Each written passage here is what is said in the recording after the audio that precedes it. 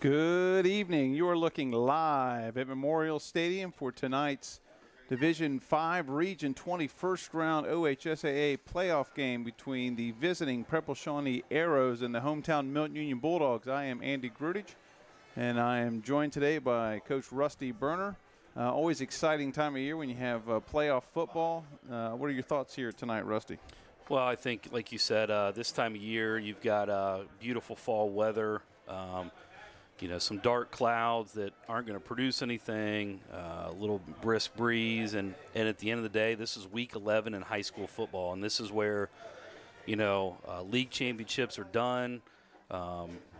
It doesn't matter if you don't win, you're going home and your season's done, and if you win, you get to play another week. So I think anytime you get into that scenario, at the high school level, college level, professional level, it's fun. It's a lot more fun, and the games are more energized, and you got a lot more on the line. Absolutely. Everybody looks forward to this. We have two very evenly matched teams here tonight between Preble Shawnee and Milton Union. Just a few stats here about Preble Shawnee. They are in the WOAC. They finished the season 7-3 overall and 6-2 in the WOAC. They finished third place in the WOAC. Their three losses were to Middletown, Madison, Tri-Village, and Ansonia. The Ansonia loss was the same team that beat Riverside. That was Riverside's one loss in the season was to Ansonia. Shawnee lost 48-20 to Ansonia, and Riverside lost 30-14. That was the first game of the year for Riverside. Here come the Bulldogs onto the field. Bulldogs finished the season 7-3, 6-1 in the conference. The one common opponent for both teams was National Trail. We played National Trail the first game of the year, and Shawnee played them the third game of the year. Interestingly, we beat Trail 27-12, and Shawnee beat them 28-13. So we won by the exact same margin over National Trail. Dogs come in as the 6th seed. Shawnee comes in as the 11th seed. Well, I think one thing you talk about, two evenly matched teams, you've got, if you look at the three losses by both teams, I was talking to Coach Pierce, and their win, I think ours are 22-8, and theirs were 23-7. So you've got teams that have lost to teams that maybe they were supposed to, or they were very good teams, and beat the teams they should, or maybe have edged out a couple. So you're very accurate in the fact that we've got a very evenly matched. And when you look at the stats, they're similar, except for there's one big glaring difference, and that is how they produce their yardage. The Bulldogs average 190 yards a game on the ground and pass for 93 a game, and Shawnee's almost the exact opposite. They ran for 98 yards a game and threw for 175 yards a game. They're averaging 36 points a game. We're averaging 25 points a game. So, the passing game going to be featured more, although talking to Coach Pierce, it's a lot more screen play than it is anything else. Their screen game is their run game. They're going to throw a lot of screens, going to show you a lot of different sets, but it's going to be a screen, lots of screens. And what they're doing with that, too, is they're hoping to suck the defensive backs up, get them creeping, and then they want to go up top. So, little West Coast offense style kind of stuff. So Senior Braden Shower for the kickoff here at Memorial Stadium. And we're off. And he hooked it a little bit. 24 fell on the ball. So we'll be 1st and 10 for the Arrows at their own 27. And these are two teams that met in the playoffs last year, and Dogs, obviously with the juggernaut that we had, went away victorious. I'm sure there's a little payback in store by the Arrows. Yeah, absolutely. I'm sure they remember that. I'm sure that one stung a little bit. First play from scrimmage. Again, short pass just like Coach Pierce had talked about.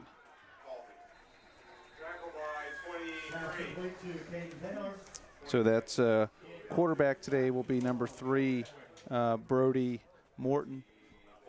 Brody threw for 1,530 yards, 16 touchdowns. He was second in the WOAC. for throwing. He ran for 99 yards on the season, so he's not going to run a lot, but they are going to throw the ball quite a bit. So we got trips right in the shotgun. Looks like nothing there. Looks like Simon Zank. And that was number 2 on the carry, Lane Lovely. What a lovely run by him. So we get 3rd and a long one for the Bulldogs.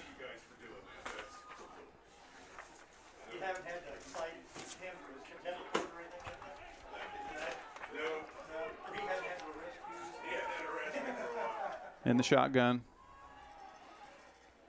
Bad snap. And he's going to try to run it. Nothing there. He's still up and finally brought down by Case and Burner. Had visions of Miami East there for just a minute. I thought he was already down. So that's a good start for the Bulldogs. What's the quarterback's number? Number 3. So early misplay by the Arrows. Just gonna first punt, nice punt. Mayfield back, he's gonna field it. Oh, they're gonna give him a shot. Good open field tackle there by the Arrows. Yeah, that was a pretty impressive punt. A lot of hang time.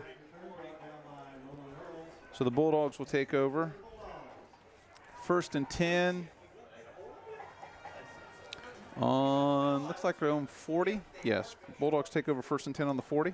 Their own 40. And Wyatt Kimmel, we had dealt with a little sickness this week. Guys, we missed some practice time due to illness. Kimmel in the shotgun. To Mayfield. Little high. Mayfield's going to get 1 out of it.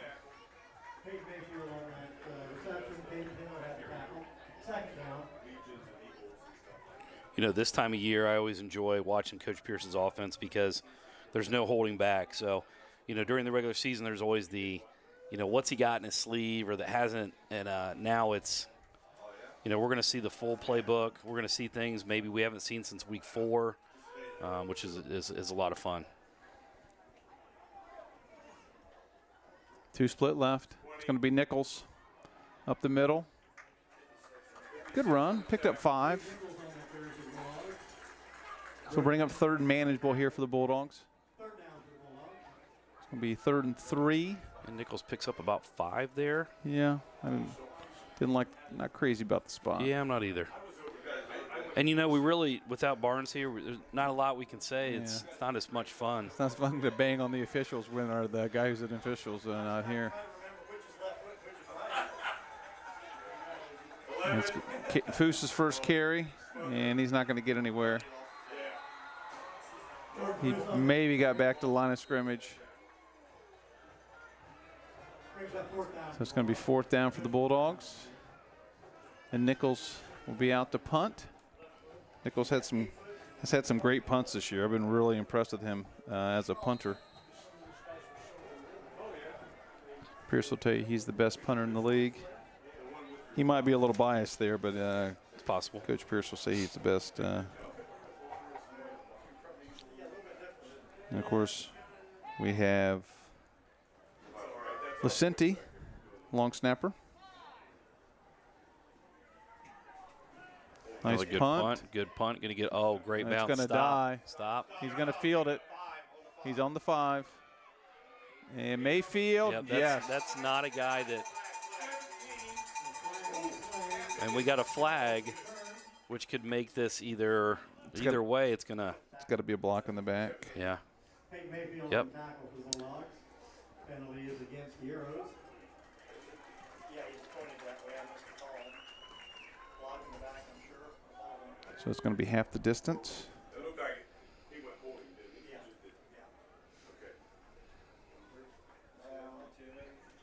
Yeah. Okay. And the Arrows will be First and 10.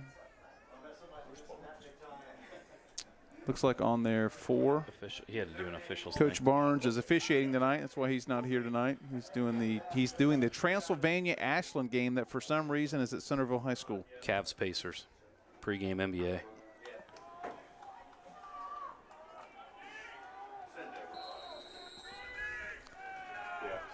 So they are backed up. The Arrows. Morton in his own end zone. Oh boy. Nice tackle. Man, that could have been intercepted. It could have been an easy Yep. 6. Instead, it's a huge gain. That's number 4, Isaac Blankenship. He is their leading receiver. He has 39 receptions, 752 yards this year, and 7 touchdowns. He led the WOAC in receiving. That was a gutsy call. Yep. Standing in their own end zone. Yep. Inside screen. It gets them out of the end zone.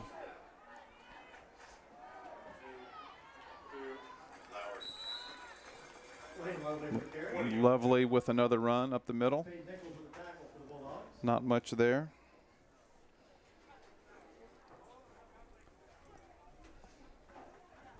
Man, that was a gutsy call in your own end zone. Well, you know what they say. You don't lose your identity at times, and No. you know if you're going to run and that screen, you got to feel comfortable throwing it anywhere. Brings up second down. 2 split left. 1 split right.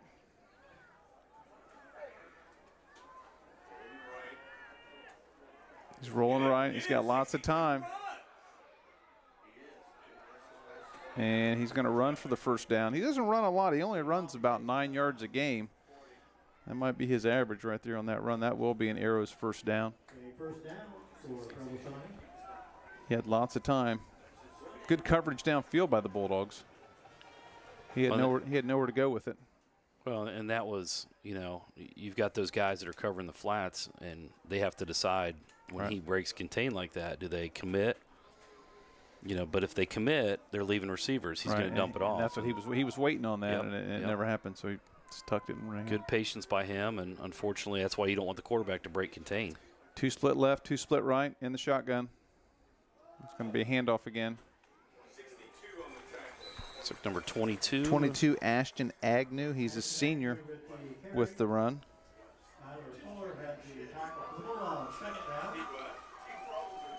So not much there.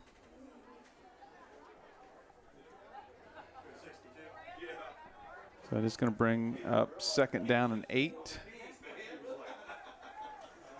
for the Bulldogs, for the Arrows. 2 split right, 2 split left in the shotgun.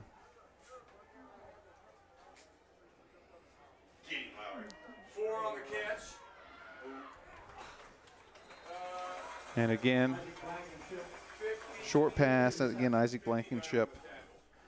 It almost looked like a broken play a little bit. I don't know, because he kind of turned like he was going to hand it off, and then Blankenship was already past him. Maybe not. Well, I think it was one of those that a lot of times right now what you're seeing with this screen game is, they're actually going to use the main guy as a decoy early in hopes that you start to shift back, which most screens happen backside, and then they come back to him. Dogs did a nice job of holding their positions, and it made it look like a bad play. Again, 2 split right, 2 split left in motion. Birdie in the shotgun. I'm going to say this delay a game or we've got movement.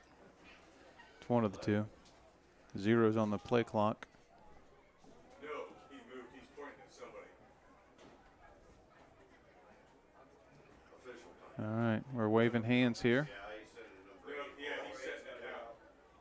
That was an official timeout on the field. For I'm going to guess it looks like he's holding. Did a knee pad come out, or that could have been an equipment issue that gotcha. the official saw, and so they're subbing him out. That's the only thing I can think about. So we got 3rd and 9. They got to get to midfield for a first down. 2 split right, 2 split left in the shotgun. He's rolling left. He's looking. There's Mayfield. Oh. I thought, I was sitting there watching that play develop, and Peyton was breaking as he was starting to throw, and I thought he's going to get that one. So that's, again, Morton to Blankenship for a first down.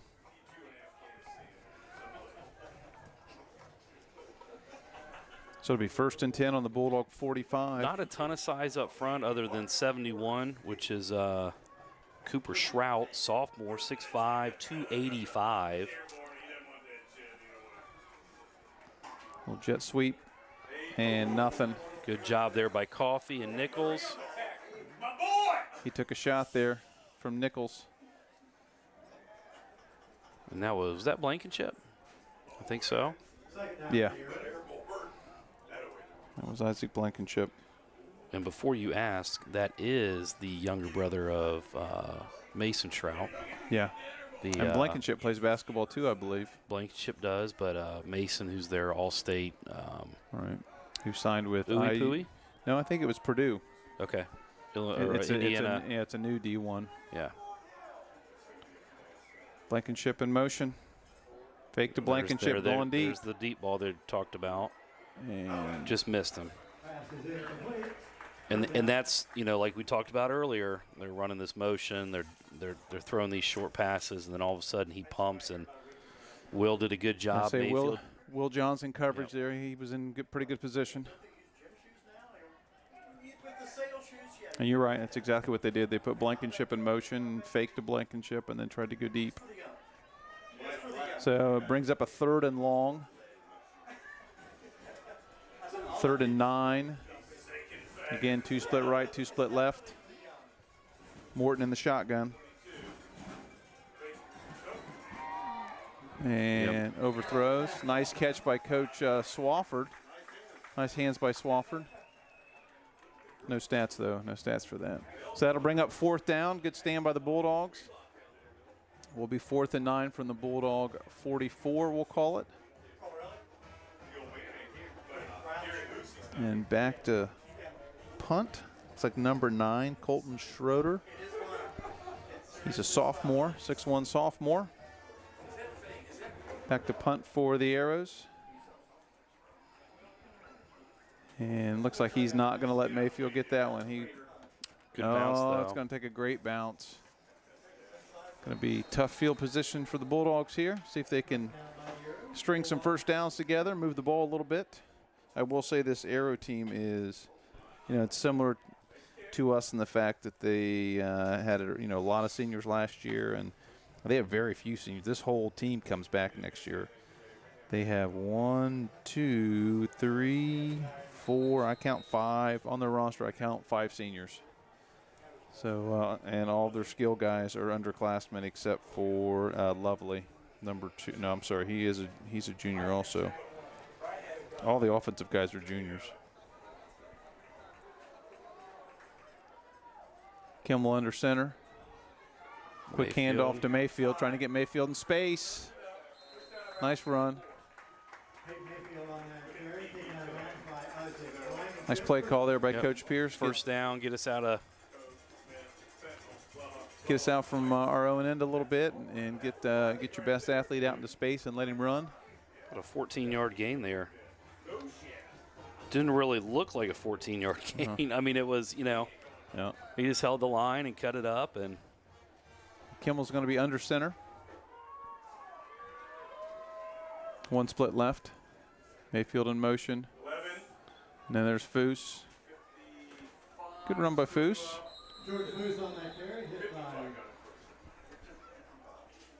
And I will say at halftime, we're going to have Coach Katie Roos, girls basketball practice started today, so we're going to talk a little girls hoops. It's that time of year. That's right. Maybe talk a little boys hoops if we have time. We know Coach Roos, she likes to talk, so she might take up the whole 15 minutes. So we got Stone split right. Mayfield in the backfield. And that handoff was to Foose. Well, and right there, we had what we wanted. Fuska's still going to pick up a couple yards there, but you could see Kyler Fuller just pointing at himself, like a little frustrated. He was in the right spot. He just wasn't as aggressive when he pulled and to get that block, to get into that guy. The guy made a nice play, too. So we got Stone split left.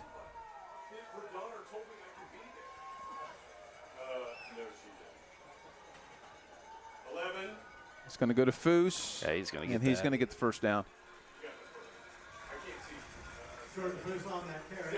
Yeah, about 4 yards there for Foose. A couple hard runs there by Foose.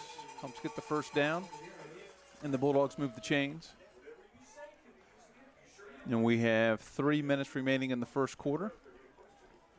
Good tough run there on 3rd and short.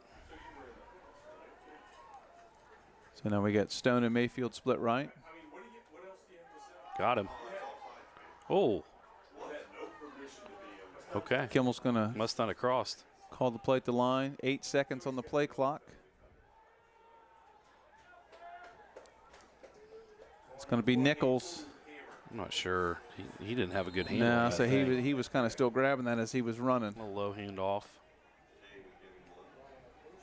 Yeah, 56 on the tackle. So that'll be no gain.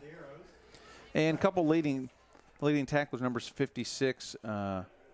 Brody Lynch is your leading tackler, and then you have Ashton Agnew, the one senior, number 22. Those are the 2 leading tacklers for the Arrows.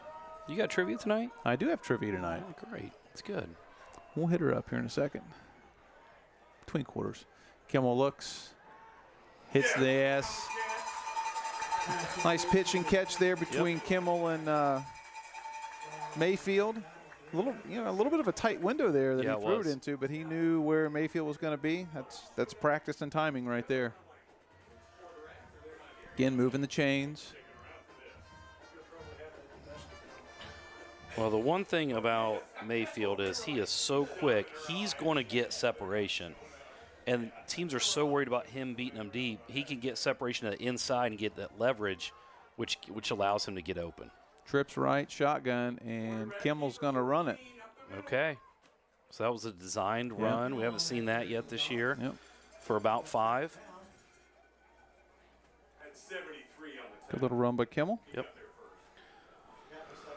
And like you said, little new wrinkle. Mm-hmm.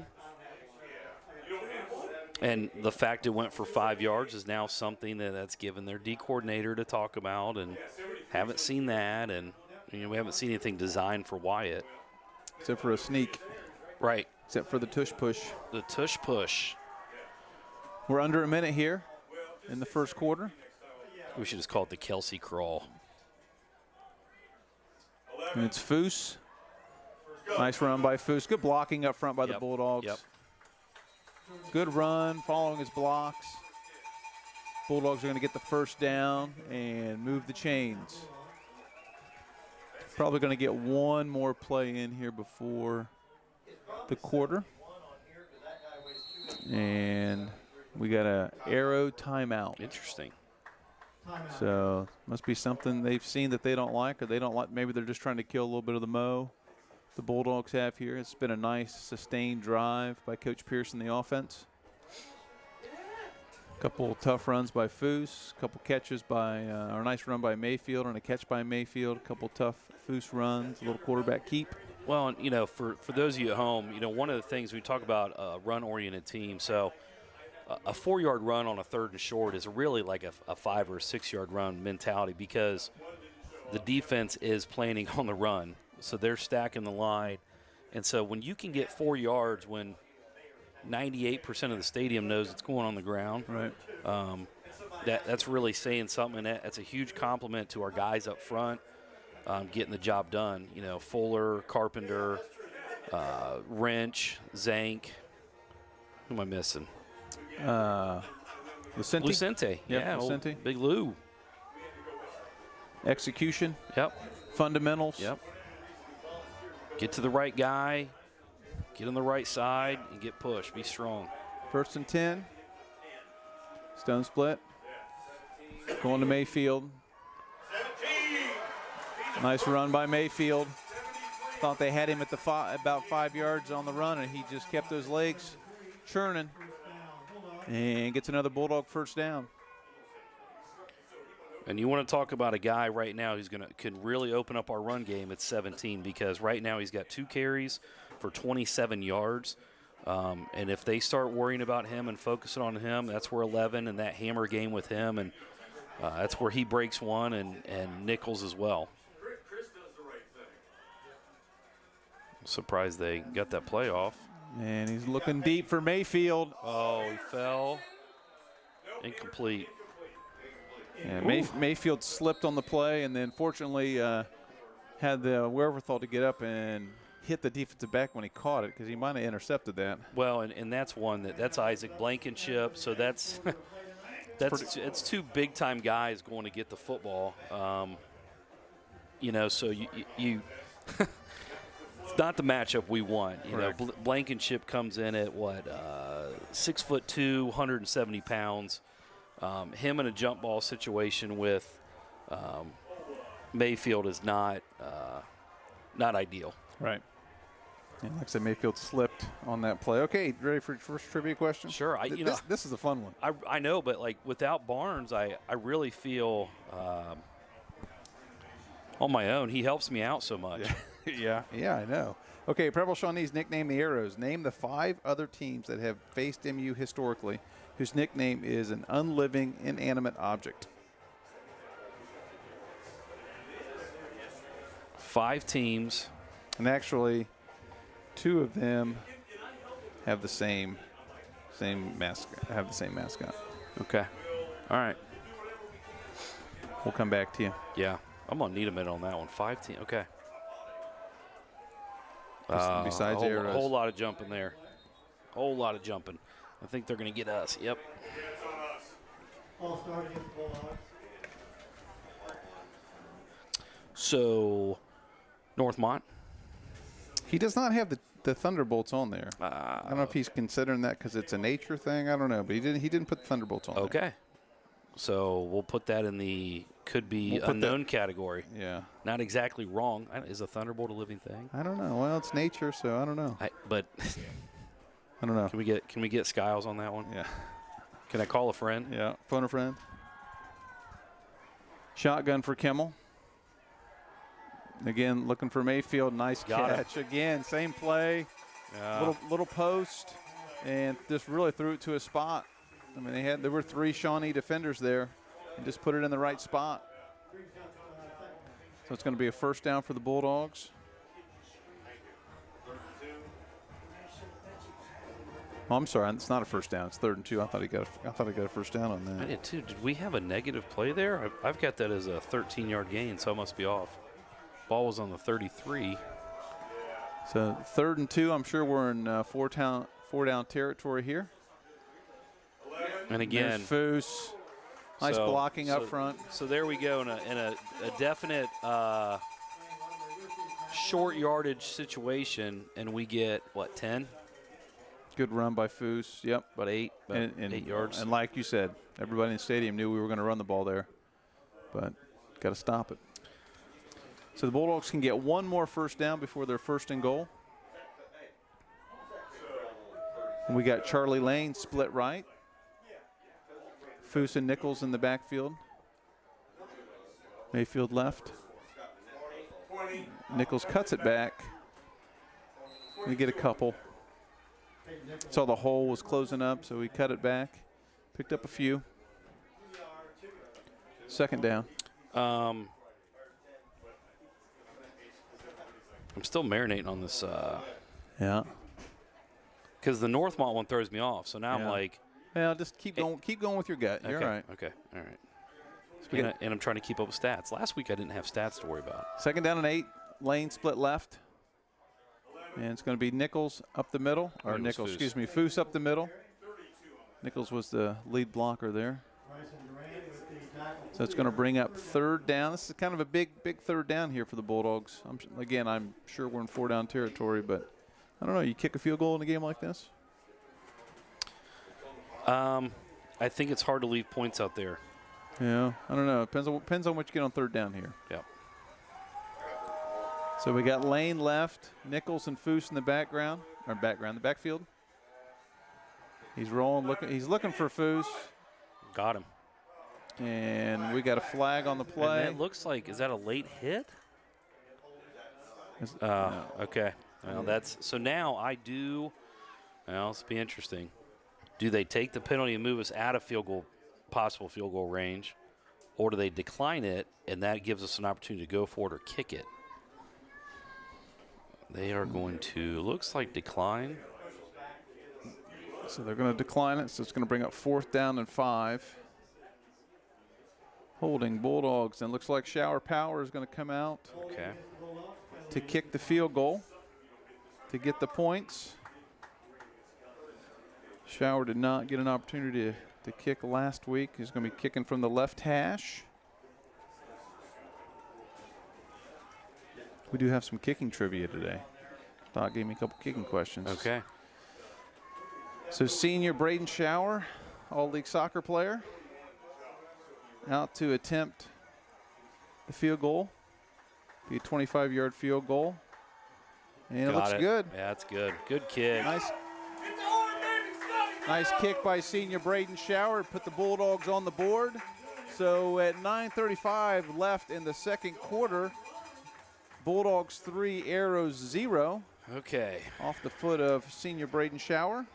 All right, let's go. Let's start rolling here. Okay, all right. Because I got more trivia. I know. Well, this one's, I'm not going to lie, this one's got, because I'm running through. By the way, just so you know, Andy Grafflin just texted me with the first one. Randolph. I'm going to go with Randolph. Is Randolph one of them? Randolph Township? No. Okay. I don't know it. There's going to be a Dayton Public in there. Yes, there is. And you won't get that one, and I wouldn't blame you for not getting that. Patterson. No, it's actually Roosevelt. Okay. Roosevelt was the Teddies That's right. after Teddy Roosevelt, but they were the Teddies. Okay, but is Teddy Roosevelt not a living thing? No, the Teddies, a teddy bear. Okay. All right. What a mean name, the Teddies.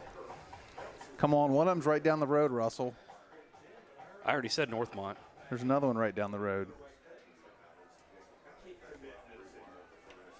They have great loose meat sandwiches there. Okay. So they got the Greenville Green Wave. Green Wave. So that's 2. Yep. One of them was a playoff team a couple times.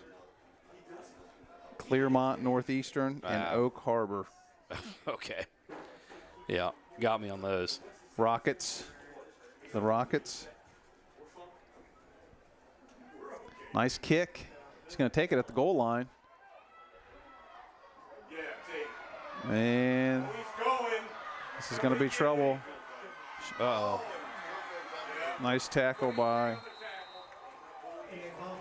Ian Coffey with a important tackle.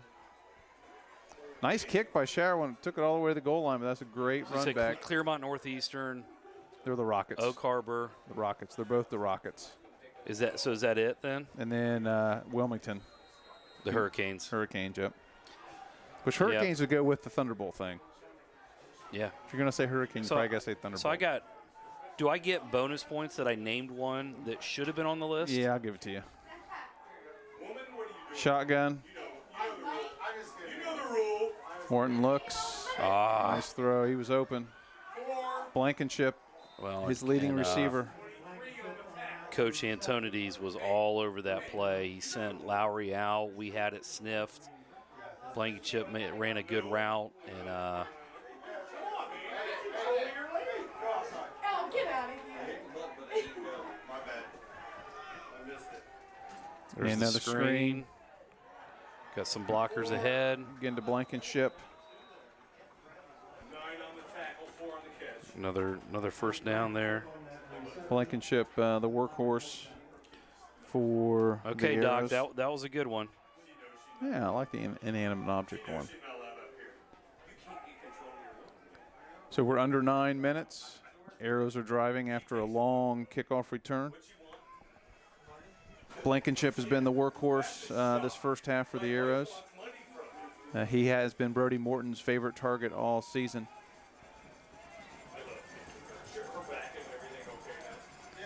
Morton in the shotgun. She looks good. She looks like she's handling it okay. 20. And we got a run by, is that Lovely? Yeah, who knows who the heck? Yeah. Is that number 24? 24 is not Lovely. 24 is Riley Stevenson. He's a senior. She looks like she's getting around much better than she did So it brings up second down. Call it 7. Second down and 7 for the Arrows. Thanks, guys.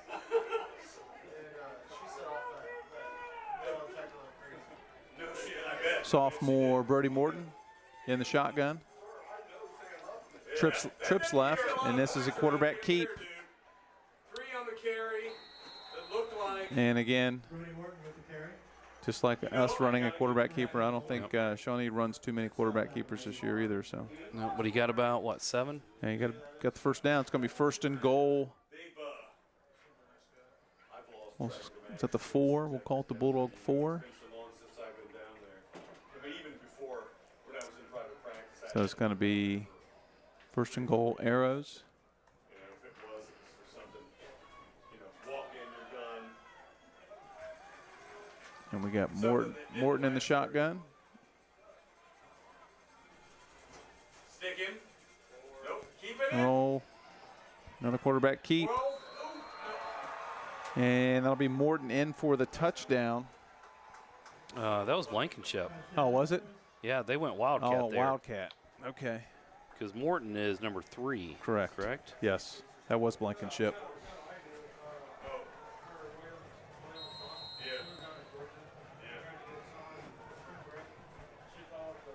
So again, we have Reese Smith, kicker, and he hooked it. He did not make it. So that's a big miss for the Arrows. So it's 6-3 Arrows. So the Bulldogs can tie it with a field goal. Well, that's the response that Preble wanted. Obviously, starting there with great field position from the Milton Union 40 makes life a little bit easier. Yeah. And when you already got guys on their heels and getting Blankenship involved, I mean, that was a Blankenship drive. Yeah. He had a couple catches there. We got him for 5 catches on the night, put him in the Wildcat, and, just trying to get the ball to that guy. And he was that guy. He's not an easy guy to take down. Nope. 6'2", 170. Nope. And he's a basketball player. Preble's got 7-3 football team, but they should be state ranked and very, very good in basketball. So Mayfield back, and they're not going to kick to him. And Lane's going to pick it up and get a couple. So we'll be first and 10 for the Bulldogs on the 25. So with 7:06 remaining in the second quarter,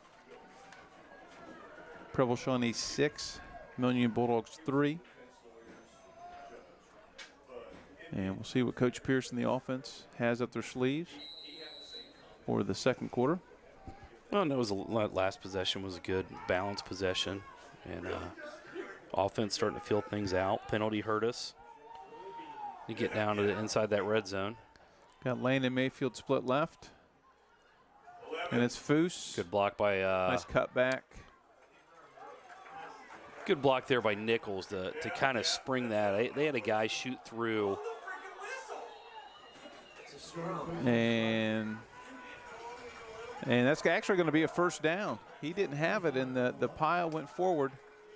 And Foose got the first down. Good hard run by Foose. You watch that play back, guy shot through, and Nichols kind of picked him up, and that allowed Foose a wide open lane. I don't know if it was a blitz or. So you got Lane and Mayfield split left. You got Foose and Nichols in the backfield. That's one benefit to being way off the line of scrimmage. That's twice they've jumped. We're going to have to call a timeout. Nope, got it off. Got the playoff. To Foose. George Foose on the carry. 24 on the tackle. So Stevenson had the tackle. gain of 1 by Foose. And Kim will bring the play in. He's still around. 20 seconds on the play clock. I saw him not long You know, which has been a pretty quick running first half. Yeah. Limited long drives. I mean, this is only our third drive of the game. We got Lane split left. Mayfield in motion. It's going to go to Mayfield. Charlie and may that get was, somehow. Yeah, There it was. that was kind of guess a hold perhaps. Well, Charlie, yeah, I'm not sure what Charlie put him into. I think it was kind of an old school headlock. And I think what I'm more baffled at is the lines judge here didn't call it. The No. back judge. The back judge Had to from call 30 it. yards away had to make that call. I don't think that's his call. Yeah, it's the right call, but Yeah. not his call. But so that'll back the Bulldogs up. Not the. So it will be second down. Not what we wanted there. We'll call it 17. Second down and 17. Mayfield split left, Lane split right. Nichols Foose in the back field. Quick throw to Mayfield. And he's going to get back to the original line of scrimmage. Yep, so he's going to begin about We'll call it a third. 9. Yeah, so it'll be third. It's going to be 3rd and 9 for the Bulldogs on their own 36-yard line.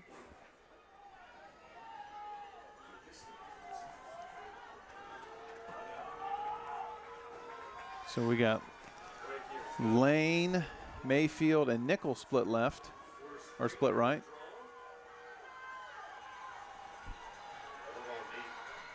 And overthrows the intended target, Charlie Lane. So it will be a punt for the Bulldogs.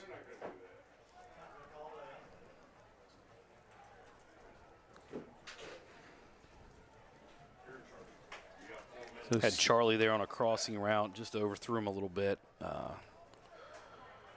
we have senior Peyton Nichols back to punt. Nice Good punt. kick. Another nice punt.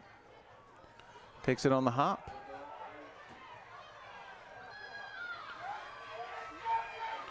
Good job there by Schuler. Nice tackle by Schuler. Run back by Reese Smith, junior wide receiver, number 8. So the Aires will take over 1st and 10 on their own 35-yard line. Is Buckeye Burger here tonight? With 4:12 left in the quarter. You know, I don't know. I smell something. Wow. Somebody's cooking burgers. I'll say this. They didn't have kettle corn today. I was highly disappointed. That's probably the OSHA. OSHA wouldn't let it happen. I was excited for my kettle corn. So we got 2 split right, 1 split left.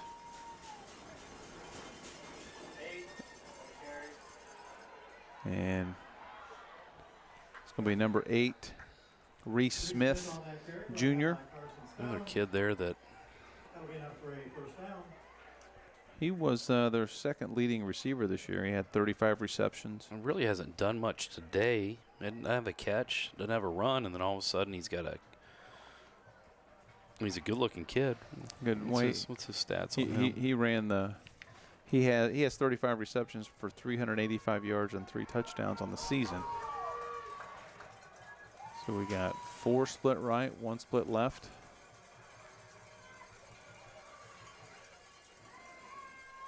And they're going to go deep Oh, he's got him.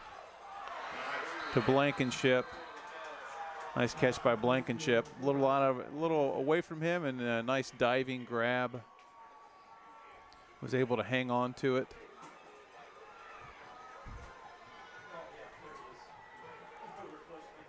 And it will be 1st and 10 from the Bulldog 20. Good ball there. Put it right out. I'm sure, you know, you're glad that was a catch, but I'm sure he wishes, you know, if he hits him in stride, that's 6. To 2 split left, 2 split right. Morton in the shotgun.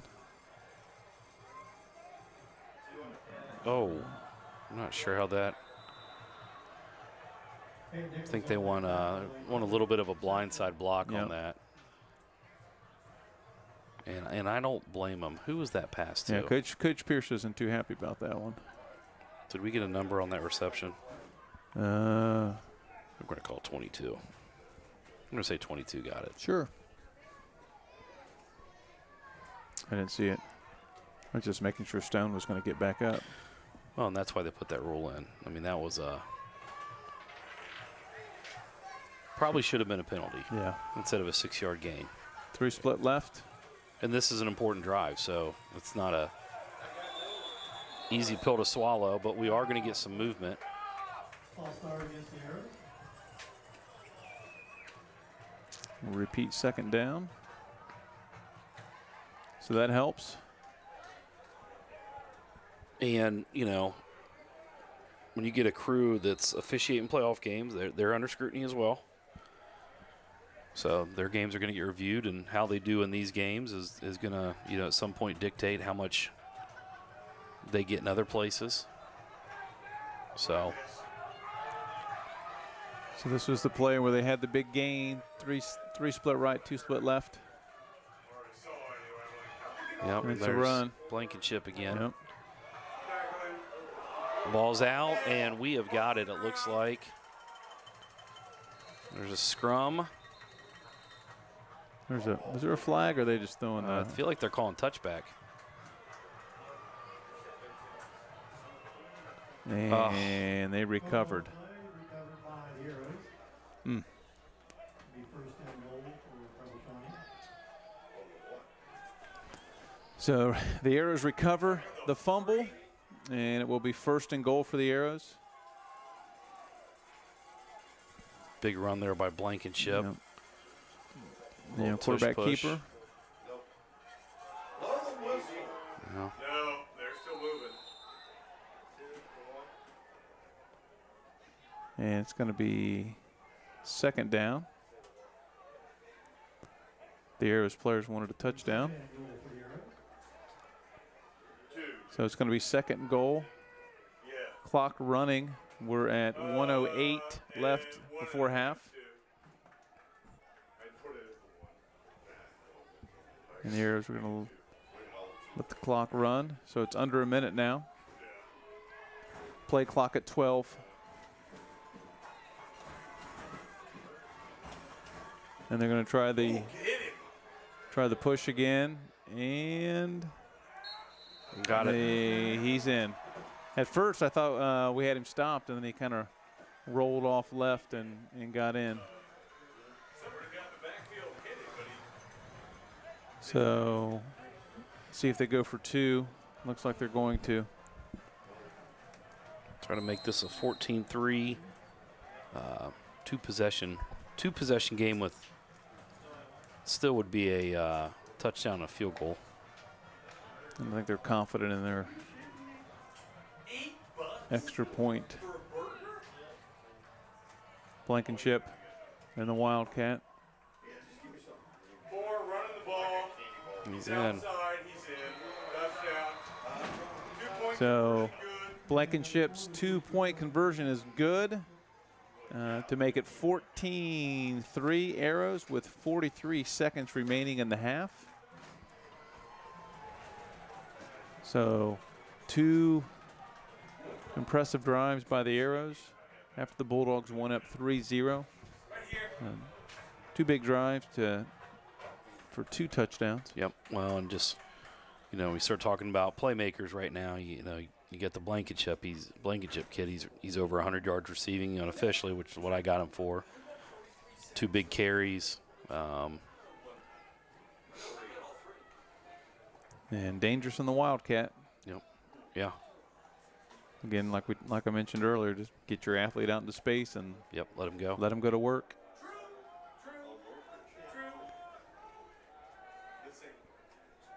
So we get, again, Colton Schroeder, sophomore, for the kickoff.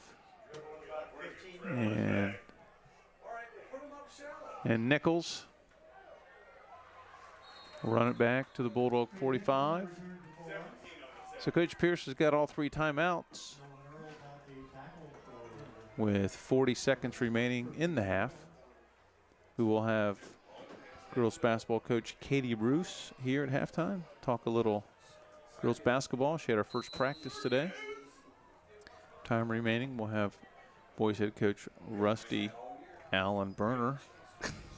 I don't know your middle name. Well, it's not Allen. Okay. If we have time, we'll talk a little boys hoops.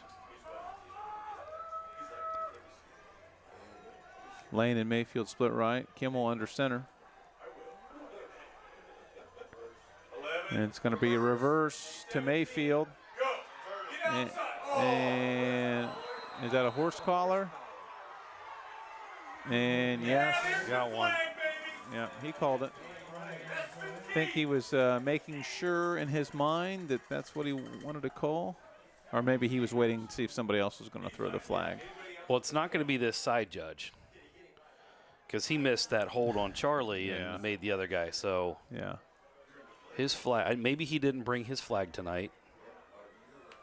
Personal foul, horse collar. That's 15 yards. So that's potentially a big play.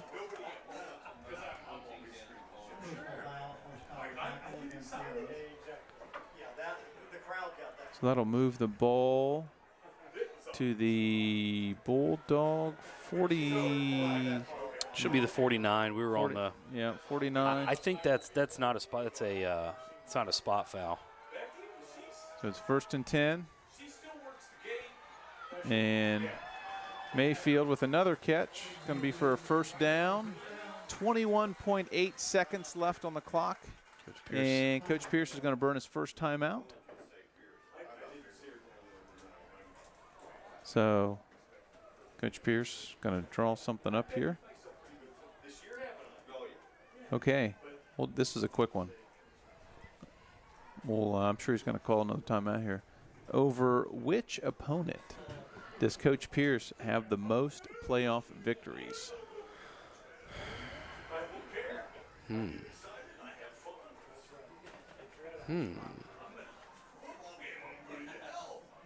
you ever meet her in-laws, Miss Joan Black? Brookville. That would be correct. Ding, ding, ding, ding, ding. Very good. Yes, he has 2 wins over the Brookville Blue Devils. Last year, and then ironically, I'll go a step further. Okay. The first win over Brookville was the 07 team with Wilson and Luckenbill and those guys as seniors. They lost. That was our only regular season loss. Kimmel drops back. He's going to Go get it. Oh, my. And You gotta Mayfield be caught kidding it. me. You have got to be kidding me. that was like playing a little That was backyard football right that was there. playing 21. Throw it up and who can Holy catch cow. it. So we're going to have a Bulldog timeout. That ball seemed to hang in the air forever, and Mayfield came down with it for a big play. We got 14.2 seconds remaining. What's what, on the 11 it Looks like? like the ball, yeah, is About going a to be 29-yard gain. going to be on the Bulldog 11. So theoretically, you get a first down. I don't think that's going to happen. So, anyways, that was those guys' only loss during the regular season, and then they blitzed them in the playoff game here. Like, I want to say they beat them 28-0, 35-0. Yeah, I'm sure I was here, but I don't remember it. I don't remember that specific game. Well, the only reason I do is we're going back and looking at the teams that we felt like could have been 10-0 or good enough to be 10-0, and that was the hiccup was Brookville. Right. But then we played them in the playoffs and beat the doors off them. So we got Stone, Lane, Mayfield split left. Kimmel in the shotgun. And he's going to the corner for Mayfield. Incomplete. And it's going to fall incomplete. Kind of got knocked around a little bit there. So, so now we still got one timeout left, 7 seconds. You've got enough time to run a play, and if you want to kick and get the points, which You're going to have to. I think you have to. Analytics tells you that. I don't know what the percentages Well, are. yeah, because you kick field goal, then you can get a touchdown and go for 2 and tie it up. And so you don't want to leave points off the board, but you also, but this is also one that this has got to be a quick play. If Wyatt feels like he's got to scramble, then Wyatt's got to chuck it and get rid of it. So Can't Coach draw this out. Pierce is going to call. Okay, so now let's talk about strategy. Here is now this ball has to go in the end gotta zone or score. on the sideline. Right. The ball cannot be thrown in the middle of the field short No, it's got to be in the end zone. because you don't have enough time to even, I mean, second down, hypothetically, if you had enough time, you could clock it with still have another down left, but you don't. And you better have your kick team ready to get out there. Yep. So, And this play can't take too long. no, I think But this 7 seconds, you're gonna get a play in. you want to leave 1 or 2 on the clock, and it's got to be a dead ball. And it looks like he's kicking because Shower's out there. So this makes you wonder, like, are you doing this because, oh, I'm not sure. Because even if you fumble it, Maybe he's just doing the old adage: if something bad happens, you got but you another don't, chance. have, but you don't have enough time. You don't have a timeout to burn. Yeah, that's true. So Shower power, Braden Shower Sr. out to kick his second field goal. It's a short kick. Bad snap. And He got it. it looks like it's good. And no. Wide left. It says he went wide left. It's hard to tell from our angle here in the press box. He hit it hard. He just didn't quite get under like he wanted to. Kind of pulled it a little bit.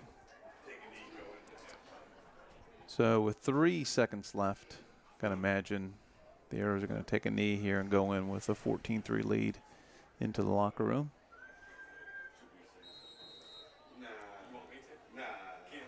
You okay with you? And that's what it looks like. All Arrows right. going to take a knee and go into halftime up 14-3. So that's your score. After one half of football, it's the Preble Shawnee Arrows 14, the Milton Union Bulldogs 3.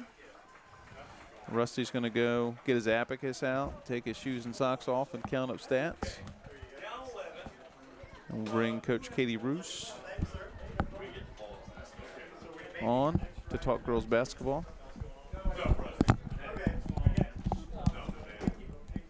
She'll figure it out. They twist. God help me. They just turn. As I predicted. It's all right. Coach Roos is a little nervous. Sorry, Coach Grudich. Didn't mean to fumble that. She's trying to twist the earpiece off of the. I was. off I'm of sorry the- about that. Off of the I headset. didn't expect it to twist like that. Yeah. So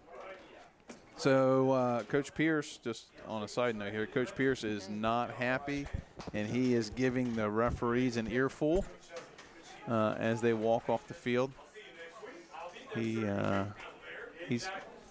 mad about a couple things, I think. So, anyways, first basketball practice today. So let's do a real quick recap of last year. Tell Okay. us a little bit about your season last year. Well, we had a great season last year. We tied the school records in wins. We had 18 wins. We exited the tournament against Anna, who was a formidable opponent. But, I mean, we graduated 5 seniors, but we return our core in terms of our starting lineup and whatnot. And who was league champ last year? The league champion was Bethel. Bethel won the league last year. Okay. Yes. So, we're really excited to get, the ball rolling here and had a So great. how was your first practice today? It was a good first practice. We're still missing some girls because soccer just ended on Monday. So we'll have everybody in the gym on Monday. So we'll obviously look forward to that. And, some of our key starters and, important players were not there today. But, spent a lot of time focused on skill and drill because, it was day one, and that's important, That's what you especially, in girls basketball especially. In any basketball, that's what you're going to do in the first couple days. So first couple of days, we're going to focus on the skills, and then, we have our first scrimmage next Saturday. So it's we're going to hit the ground running. So And who is that against? we scrimmage. That the That's Eaton and Trotwood Trotwood, Madison. right. Yes. Yep. At Bulldog Country. It is at Bulldog Country. That's correct. Why don't you tell everybody a little bit of what you guys did this summer? What was your summer program like? We played again in the Troy Summer League, which we've done that for, probably going on a decade now. So we play there on Monday nights, and then we also played in a couple of shootouts, and then also did something that we had not done with the program and I'd wanted to do. Finally convinced the girls to go to a team camp, so we went to a 2-day Finley team camp. So it was an overnight experience for the girls, and it was good competition, and it was good for our team bonding in terms of we were actually able to sit down and set our goals for this season. So, you know, it was one of those things going into today. I could talk to the girls about, you know, it's day one, and here are our goals. So this is what we need to do to achieve those goals, and it starts today. So we had a good summer. I felt like the girls were focused, and they were upset because they felt like they let a couple of games slip away last year that they could have had the record in total wins for a season. So that is definitely at the top of their list as far as their goals this year. And then, so you get your preseason come up. What's your preseason schedule look like? So, of course, as you said, next Saturday, Dogs will be at home. So if you want to come watch the girls play for their first scrimmage, that'll be home at, what, 10 o'clock in the morning? It's at 9 o'clock, actually. 9 o'clock in the morning? We'll do a 9 o'clock next Saturday, and then we have another scrimmage November 9th at home versus Bodkins. Then we play again the following Saturday, which is November 18th versus Mississinewa Valley at home.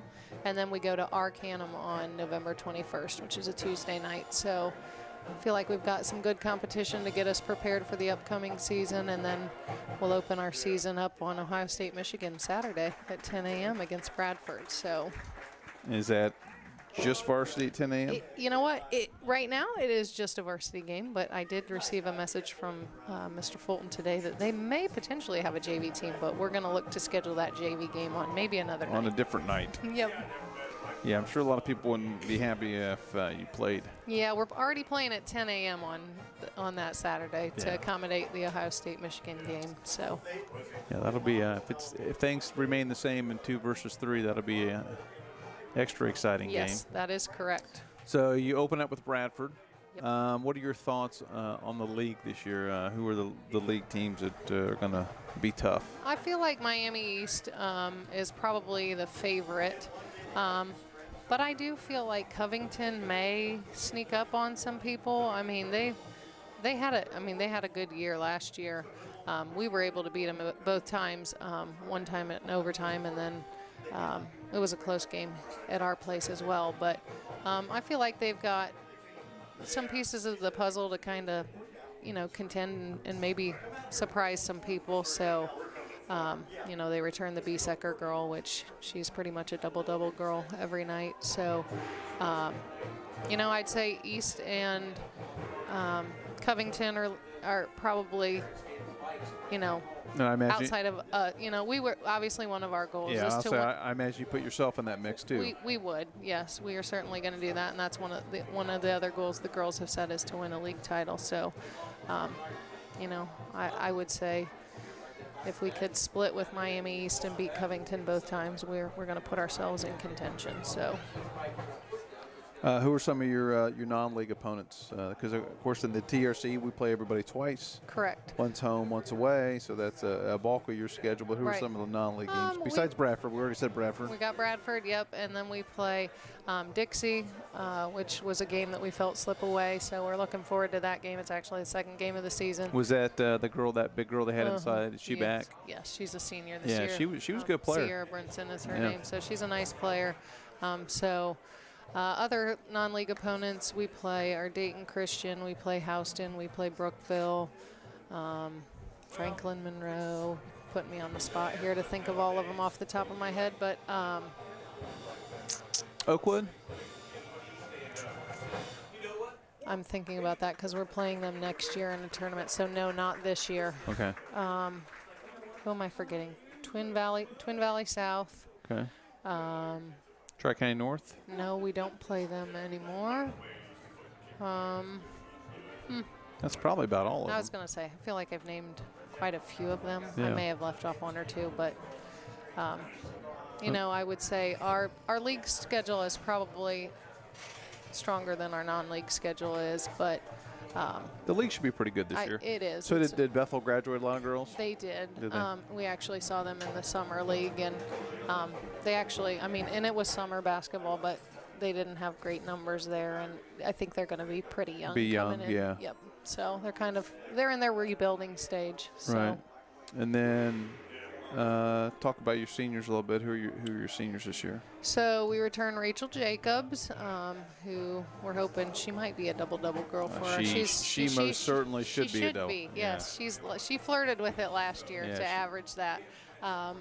And then Ava Berberich is a senior and 4-year starter. 4-year starter for us, and then Shannon Broombaugh is also my other senior. So, got a lot of good athletes potential. They got postseason success for soccer girls, and also Shannon at the state at the tennis level and whatnot. So we're looking forward to their leadership. I felt like they were really important with our summer stuff. They're pretty focused on wanting to meet these goals, and I think they understand what they need to do differently to achieve those goals. So looking forward to their leadership this season. And then who's on your coaching staff this year?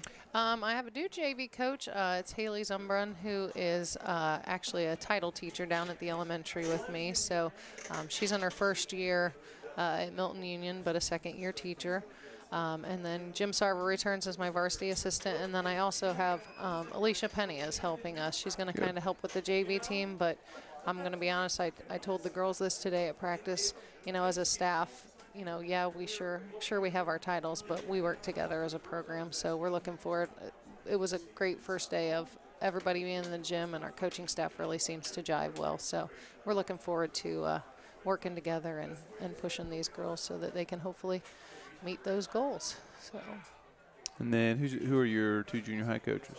I have Tim Irie as my 7th grade coach, and Aaron Jackson is the 8th grade coach. So 2 guys who are from Troy. They have basketball coaching experience. They are actually active in the AAU circuit. So has the junior high girls started yet? They will start on Monday. Monday, okay. Yep, we hold off until Monday. We give them the weekend, and then they get a fresh start on Monday. So we've got decent numbers. I think I've got 14 7th graders going out and 10 8th graders. So okay. Yeah. Well, that's exciting. Yes, we're looking forward to it. So a week of practice, and then we get started. Scrimmage and start rolling. Yep, that's right. So we're looking forward to it. Well, very good. Well, appreciate you stopping by on short notice. Well, I appreciate you having me. It was short notice. Short notice since I yelled at her. I almost forgot about it, honestly. It was 21 seconds to go in the half, and I was like, oh, I got to get up there. That's right. That's right. So Coach Roos got 2 quarters notice to come up here. Yes, I did. And talk. And he put me on the spot, and I hope I did okay with it. No, you did fine. That was good. That's good. So Katie Roos, head girls basketball coach, got their first scrimmage next Saturday, a week from tomorrow, 9 o'clock. 9 o'clock. In the gym. So you can come watch girls play, and they open up with Bradford at 10 o'clock in the morning. Correct. On Ohio State, Michigan Day. So you can come out, you can watch girls play, then you can go to your Ohio State party. That's right. And watch the Bucks. Cheer on the Bucks. Mop up the signal-stealing Wolverines. All right. Well, thanks, Katie. I Thanks appreciate for stopping it. by. You're welcome. Thanks, right. Andy. Coach Berner's got his shoes and socks back on, so he can give us some. We can talk a little boys basketball first. You want to talk a little boys hoops first? You know what we're talking about, don't you? And then do some stats? Yeah. I didn't do some stats, or what do you want to do? So we talk hoops for a second, and then we can talk stats. Yeah, I can always talk hoops. Nothing wrong with that. So let's. So tell everybody when the boys start. Boys are always a week after the girls, so we will open up practice next Friday, the November 3rd. Yep. Which is later than normal. Week 2 of the playoffs. There's been years that we've opened up in week 10 of the regular season, the football regular season. So, definitely nice from that standpoint. So we're talking to Katie a little bit as far as what's the preseason. Tell me what the preseason schedule looks like. Well, I don't have it right in front of me, but obviously, we're hoping that we will still be waiting on some guys, whether it be cross country or football. Cross country runs tomorrow in the regional, and obviously the football team. So we do have some basketball players that could be coming in late.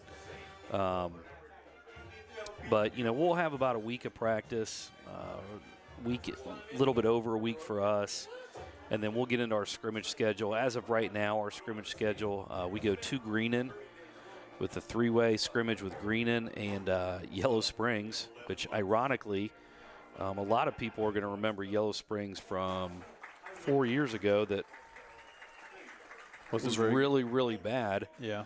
And they've been pretty good the last 3 years. They have a 6'9" post player who's not bad. Who's actually not a bad. Yeah. He's a project, but he's still 6'9" and does a lot of good things. Yeah, we saw him this summer. I was impressed with him. Yeah, so he's a nice player.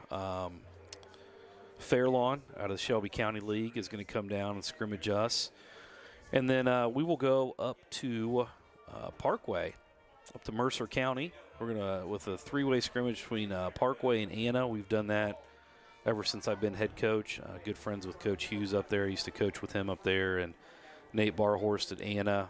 Go back to when we were kids and played against each other. And we just know what we're going to get with those guys. They're going to be extremely disciplined, hard-nosed, fundamental, physical. Yep. Yeah, physical. Yep. And so yeah, I mean, that's our varsity scrimmage schedule at this point. And then we open up our season the Friday after Thanksgiving.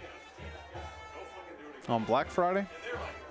No, I'm sorry. The Friday, yeah, the okay, week Friday. after. Gotcha. Against Franklin Monroe. Because I got some serious shopping to do, and I didn't want Well, you to. can get that done during the day. Yeah. We'll play at night. Okay. But then we'll play. Then we open up at home against Franklin Monroe, and then the Graham Falcons were added to the schedule. They will come to our place, and then we open up TRC play with Lehman Catholic at Lehman Catholic. And then we'll talk a little bit about the league. The league is going to be kind of silly this year. So I don't think it's unknown that in football the league is not as strong as it could be, or I think people envisioned it. At this moment, you got a lot of young. I think in a couple of years it can be strong. Basketball is a little bit different. Basketball is loaded. So, you've got Miami East and Troy Christian who have shared both TRC championships the first 2 years of our league, and they literally bring everybody back. Both teams graduated one guy that isn't a part of their core. So, you've got two teams that were regional finalists, really good, what I would call generational players in their program, right. High expectations. I think both teams expect to win another league title, win district titles, and play for a chance to go to the state tournament. And the reality is both of them are good enough to do that. Right. So, but then, you've got Bethel, who returns There's a lot of guys back. everybody. They were all sophomores last year. Right. Northridge is always, they're going to have a new coach. Same with Bethel. They're going to bring guys, but they bring a lot of guys back. Lehman Catholic, they've had a bunch of young guys, the O'Leary kids back, and Coach Carlisle always does a good job with them. Riverside brings a lot of guys back with Plattfoot and Cleary. Covington brings everybody back, and so, and now they have another new head coach. So, for us, graduation hit us hard. We lost our top 8, right? And but we've got. I tell people is we're not big. It's probably the smallest team I've ever had. Our biggest guy's gonna be 6'1" and isn't even a 6'1" post player. Right. So. We got a good group of kids, though. We're junior heavy, and the kids are going to play hard.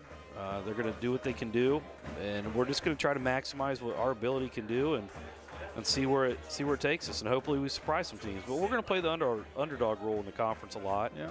And that's all you can ask out of kids. Got good guys who are going to work hard and play hard. Yep.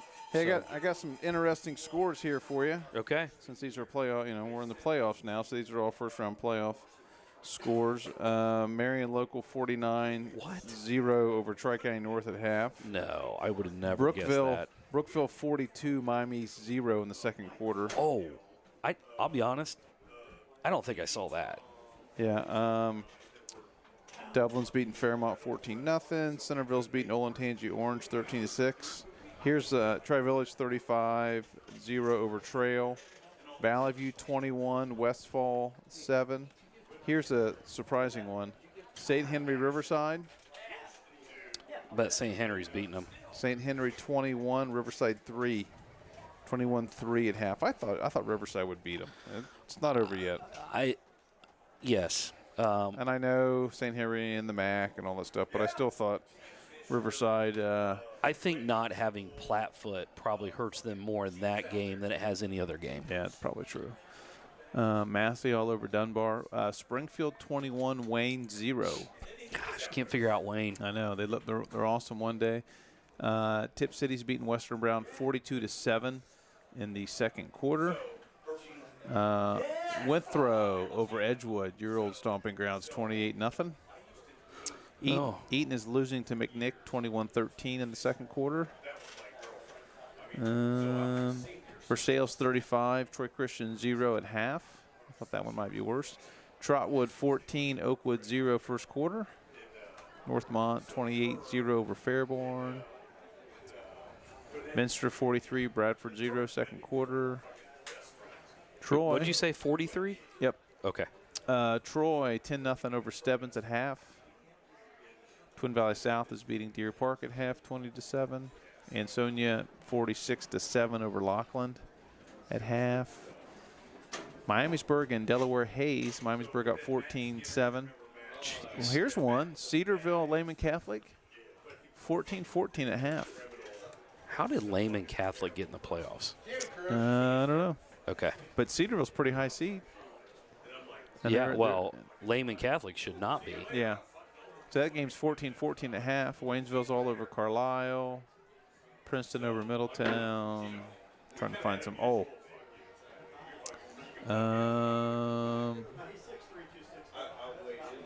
That's probably all the. Southeastern 35, Fort Laramie 21 at half. It's kind of a high-scoring game. Yeah. Coldwater 34-0 over Indian Lake. Because this year, all the games are on Friday night. CJ's losing to Mount Healthy at half. St. Xavier's beating Springboro. Butler's won in their game, 10-0 over Lida. Bellbrook over Wilmington. Northeastern's beating Greenview 3-0. All right. Well, that's in it. Does it show the seed on that game? Which one? Northeastern or Greenview? No, but Northeastern was around us. Well, in Greenview, I mean, we thought we could play. We thought we were going to play Greenview at first. Yeah. So, I think Northeastern was just below. Is that an 8-9 game? I mean, I think so. That makes sense to me. Because I think Northeastern was, because what were we? What did we end up? 6. So I think maybe they were 7. Okay. Maybe that's a 7-9 game. Because Northeastern, I think they were a spot below us. New Bremen.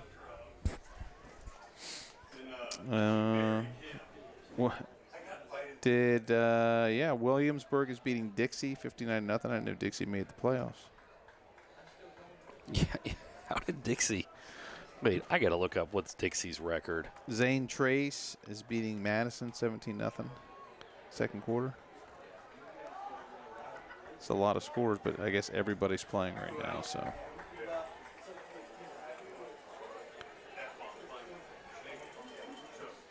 Dixie was 3-7. Okay. Their wins are against Irvington Prep Academy, 73-0.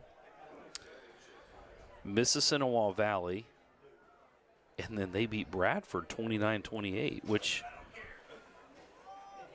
is kind of an upset. Yeah, Bradford. What did Bradford end up? They won 4 games, 4 or 5 games. 4 or 5 games and Yeah. got themselves in the playoff, and did a good job.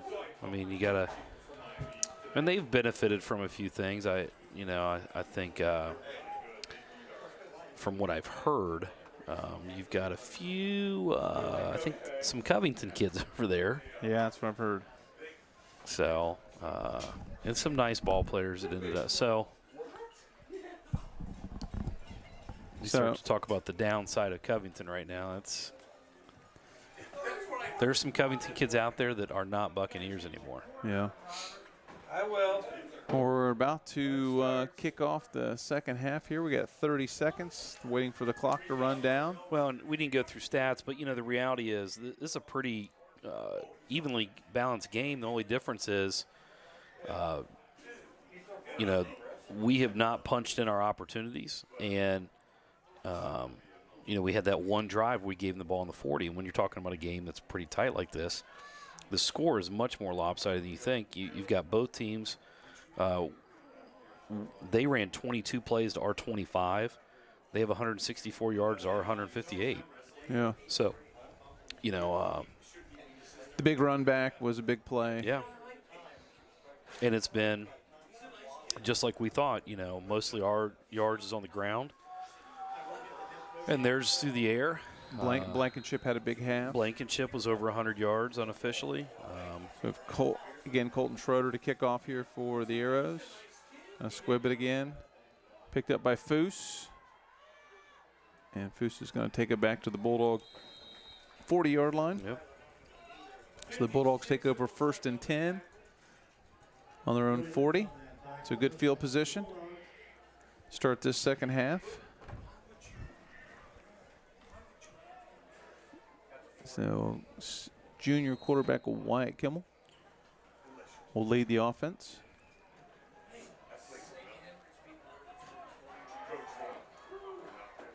So we got Lane, Mayfield split right.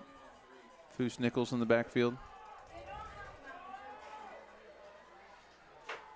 And it'll be a sweep here with Foose. And something we, don't see a lot of is Foose trying to get Foose out on the edge. And he's a between the tackles kind of guy. Yes, he is. Yes, he is. So we'll call it a gain of 4. I like the kid here. You can come up here all you want. So Lane and Mayfield split left. Foose Nichols in the backfield. Kimmel under center. There we go again. Another dose of Nice Foose. run by Foose. Gets the first down, moves the chains. 22. 22 on the tackle. So it'll be a first down Bulldogs into Arrow territory. And another similarity, a lot of guys going both ways. So conditioning may start to play in, which Coach Pierce and staff has always done a great job. I know that because I have 2 players that come home and complain about it. A little inside counter. Looked like the handoff was a little, Yeah, a little wonky. a little wonky between those two. Just had to steal your word there. That's all right. I didn't invent it, so you're allowed to use it. I may have popularized it, but May have mainstreamed it. yeah. I got my first Mountain Dew last night. First time we ran a counter there, so trying to keep these guys off balance. Again, Lane, Mayfield split left. Toss to Foose. And going to pick up 4 or 5 yards there. Going to bring up a 3rd and manageable. Well, and Foose, such a hard runner, but letting him get a head of steam there on this pitch game makes him a little bit more difficult to bring down. Yeah, he likes the contact. He's gonna hit you. Yeah. We went and got a sandwich from there last night. So we'll call it 3rd and 4 on the Arrow 42. Lane split right. And jet sweep here to Mayfield. It's going to be enough for the first down. He got it. Going to move the chains. Good run by Mayfield. Pick up the first down.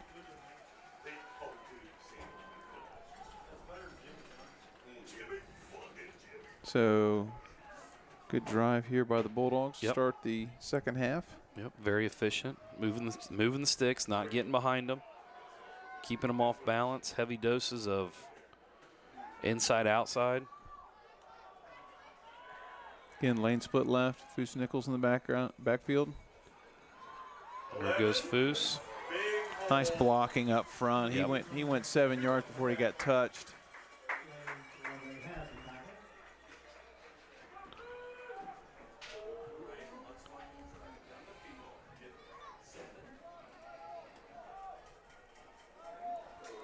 So bring up second down and 2. Again, Kimmel under center. Yep. They have not got. He has jumped 3 times and must not be crossing into the neutral zone. But they've gotten him a couple times. Same play. Foose. It's going to be enough for the first. First down. Good tackle there by 56. Brody Lynch, junior linebacker. Again, leading tackler for the Arrows.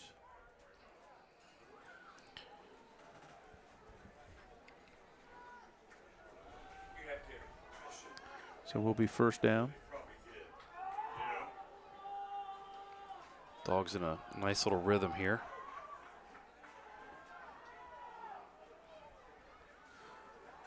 Nichols.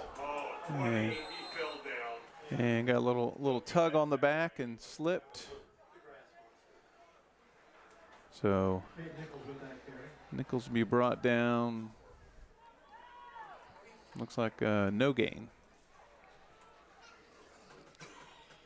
So we'll be 2nd and 10 for the Bulldogs.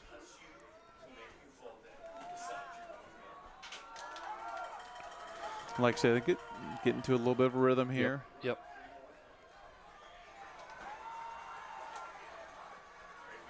Kimmel under center. Toss to Foose. Nichols lead block. Nice block by Nichols. Touchdown. He's going to get in the end zone. Touchdown, Bulldogs. Right. A little toss to Foose. Nichols lead blocker. Sprung him. He got the edge, and Foose goes in for the touchdown. 25-yard run by the senior to bring the Bulldogs within 5. Braden Shower out to attempt the extra point. Oh, and you know, again, watching theirs guys, kind of their demeanor does fatigue start to play in? You got a lot of kids going both ways. I was going to say, I saw a lot of hands on hips on the Shawnee side there. A lot of walking around. And so Shower's kick is good. So your score with 7:13 remaining in the third quarter. It's Preble Shawnee Arrows 14, Milton Union Bulldogs 10. Nice drive by the Bulldogs. The way you want to come out of the locker room. Nice steady drive. All on the ground. And Foose caps it off with a 25-yard touchdown run. So Coach Pierce has got to feel good about the way they've started it now. Need the defense to. Well, and one of the things watching at home is Preble's really shifting their personnel based on our formations. And for somebody like Coach Pierce, he's going to look at that, and that allows him to get the matchups he wants. If he, once he starts to realize why are they shifting him here and we go here, and so then it becomes a little bit of a chess game. And right there, you pop a 26-yarder after just chipping away, and you kind of get them where you want them, and then it's as easy as a 26-yard run in for a touchdown as you're going to get. And a little bit of an offsides on the Bulldogs would be my guess.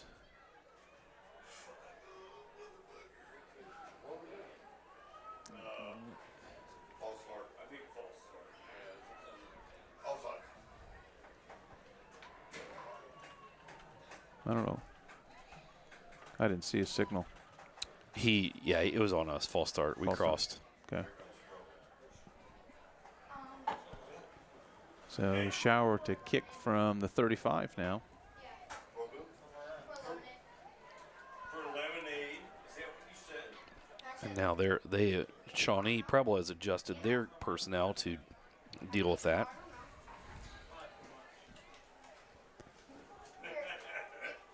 See what Shower does now. He wants more money. He got a buck out of the gym. Yeah, looks like Shower's going to kick this one. Nope, he's going to pooch it again.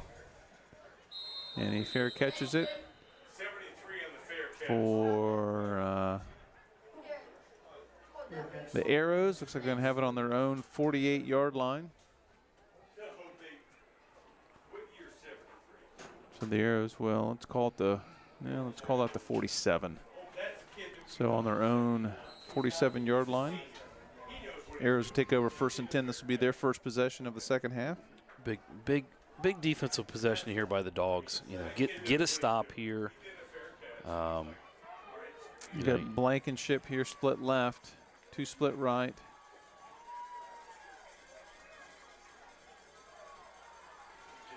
And going to Blankenship on the screen. Nice Blankenship on the right side. And looks like he's going to pick up 7. Tough matchup. No doubt about that. Call it 8. About 8. Picked yeah. up 8. Been a lot of Blankenship for the Arrows tonight. Morton in the shotgun. Blankenship all alone here on the left. 3 split right. Now they are signaling in their plays from the sidelines. Stevenson the lone back. And it's going to go to Stevenson. And nice play by Burner. Yeah. Nice play by Burner, cleaned up by Lane. Good tackle. Burner sprung through.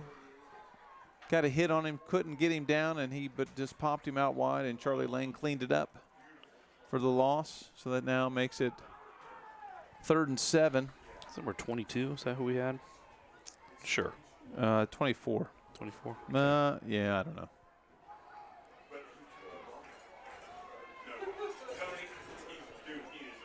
Casey got a little too high on that.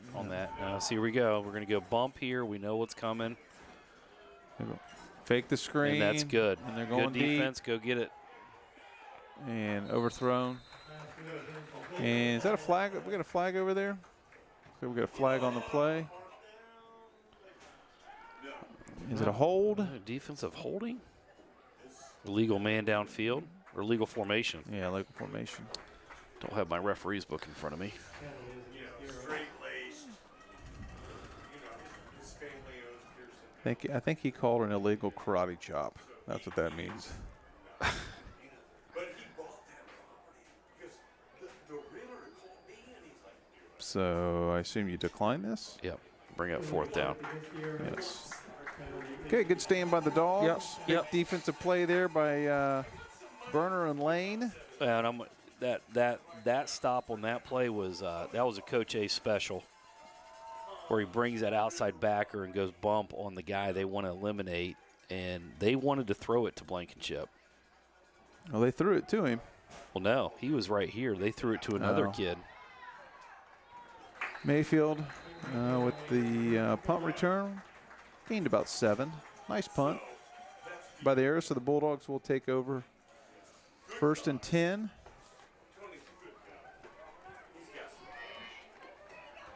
It's going to be 1st and 10 on their own 28. Yep. 1st and 10. Junior Wyatt Kimmel coming in with the play from Coach Pierce. 6:09 on the clock.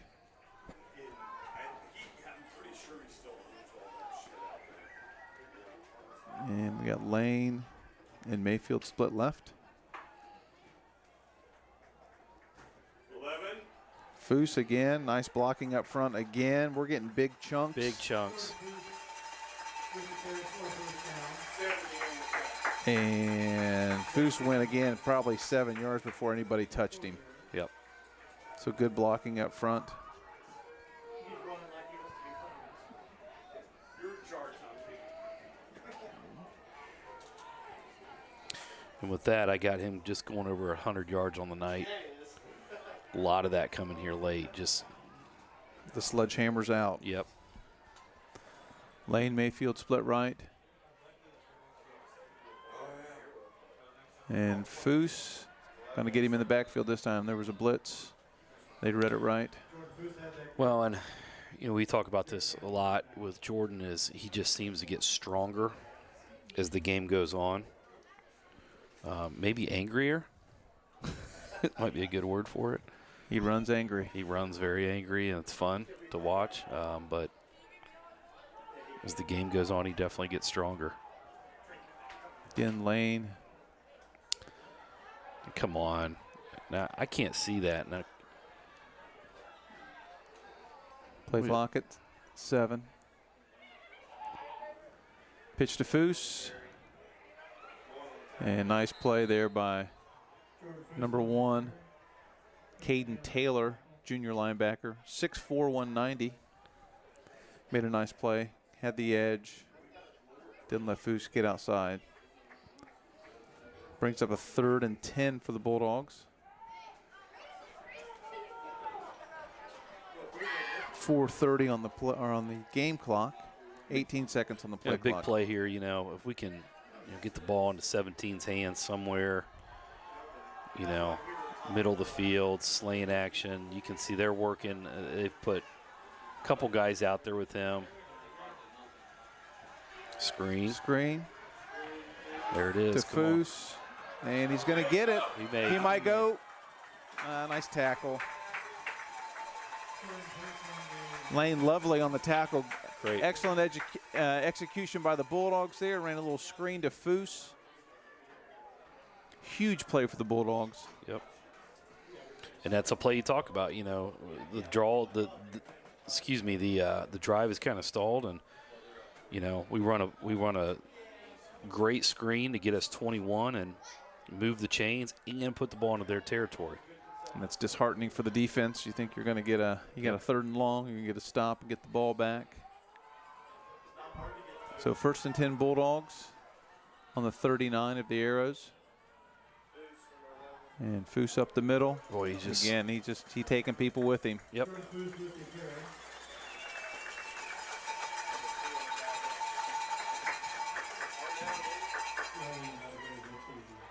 Tackle for the Arrows. That'll bring up a 2nd and 1.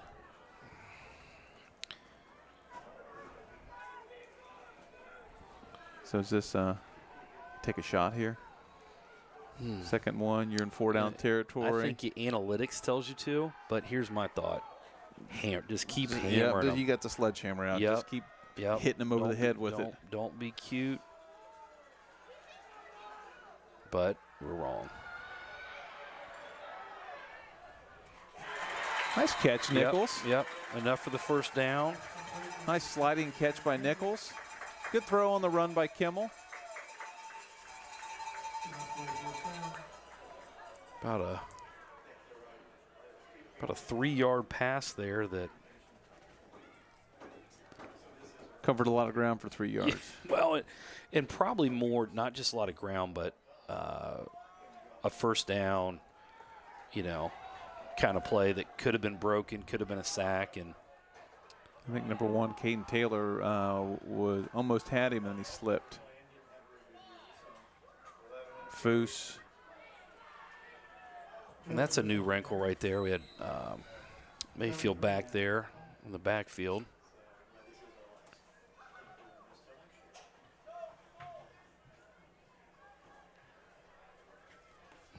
Foose for about 2.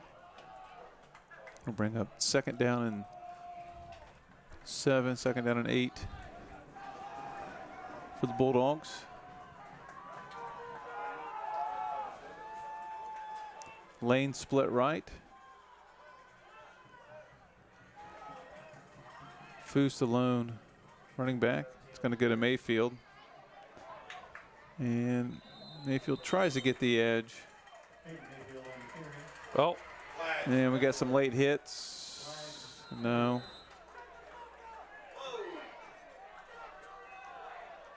Not sure what happened here.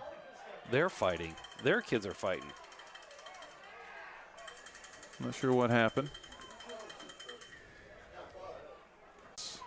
Well, I think it was on us after the play. But then I think there was 2 people.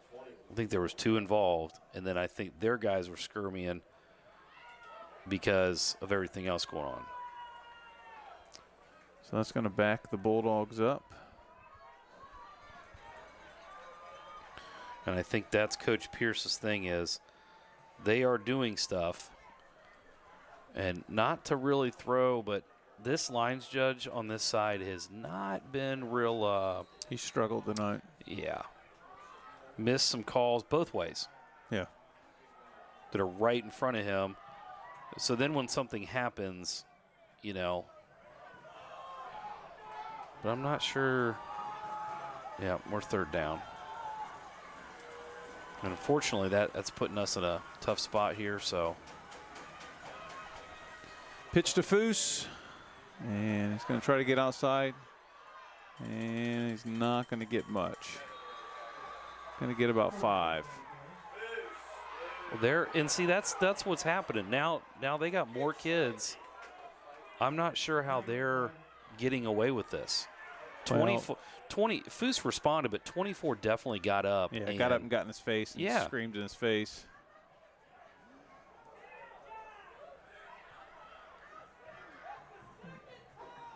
So let's see what we got here. Ooh. See, So- they're realizing that there's some. Now their coaches are. No, they're not happy. Yeah, Well- because that kid jumped up and screamed in Foose's face, and then Foose pushed him. And now they got coaches that are. They need to control their own guys right now, man. This game got a little heated last year. Yeah. Okay. You know, he's still over there. Well, that helps. So that was tacked onto the end of the play. So that gives So the now- Bulldogs a first down. So now, you know, we've got 2 from both, 1 from each side. Now the question's going to be who can calm down quicker. So now it's 1st and 10 for the Bulldogs This is where, you know, we gotta have cooler heads. on the arrow 18.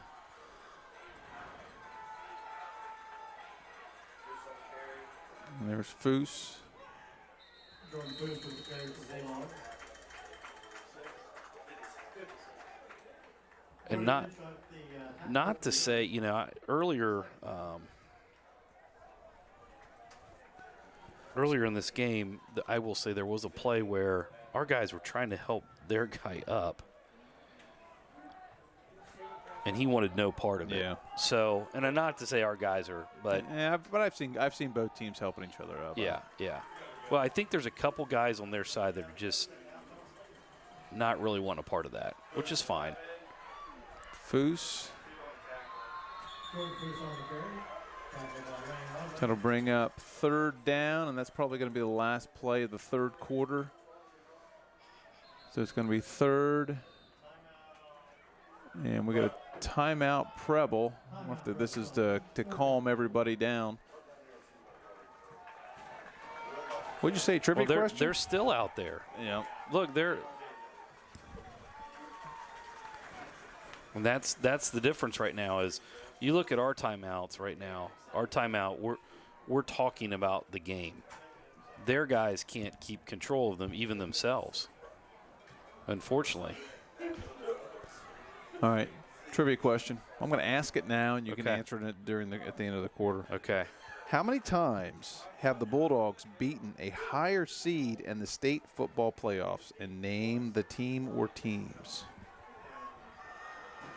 How many times have the Bulldogs beat a higher seed? You can answer that at the quarter. Coach Pierce, look, Coach Pierce showing his wheels. Yes, nice hustle, Coach. 19 seconds on the clock. Bulldogs to third down for the Bulldogs. 3rd and 3. Gonna change the play. Did a hard count there.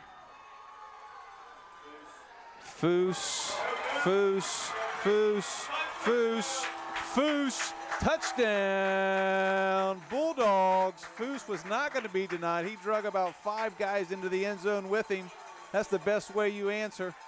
Somebody wants to get up in your face, you score a touchdown. Yep. So great run by senior Jordan Foose. Carried a few arrows into the end zone with him. And senior Braden Shower out to attempt the extra point.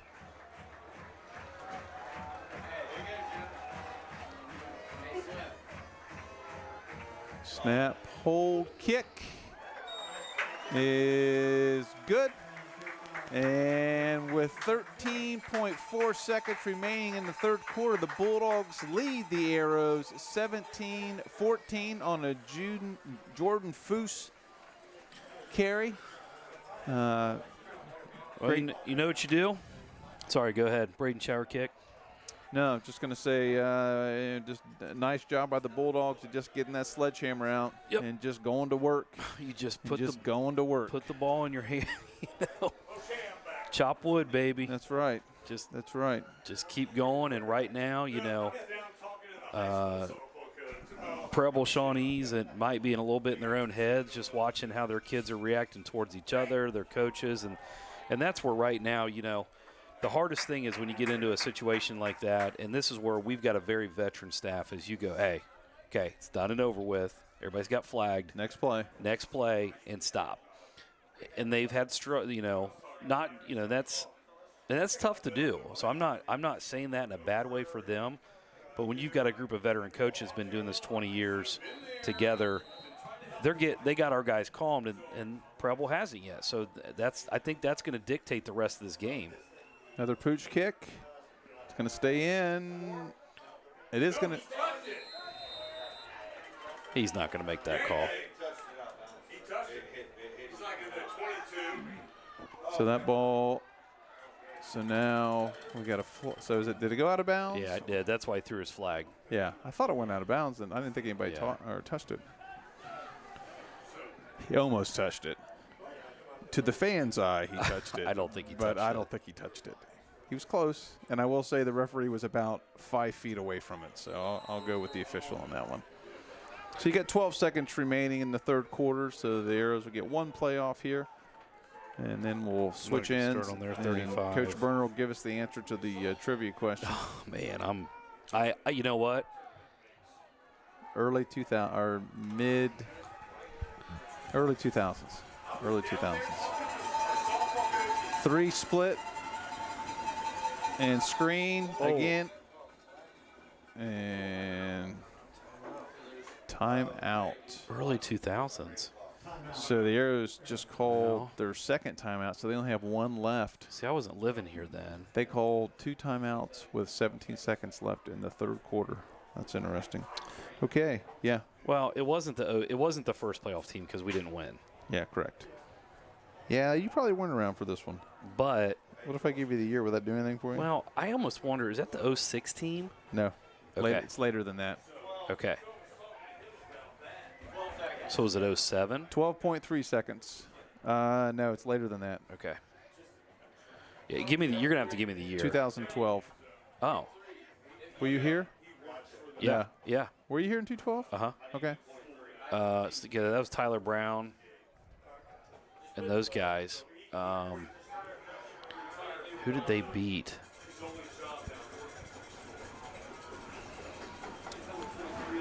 I feel like I gotta. So shotgun, screen. Nah, that wasn't a fumble. That was an incomplete pass. So the clock's gonna stop.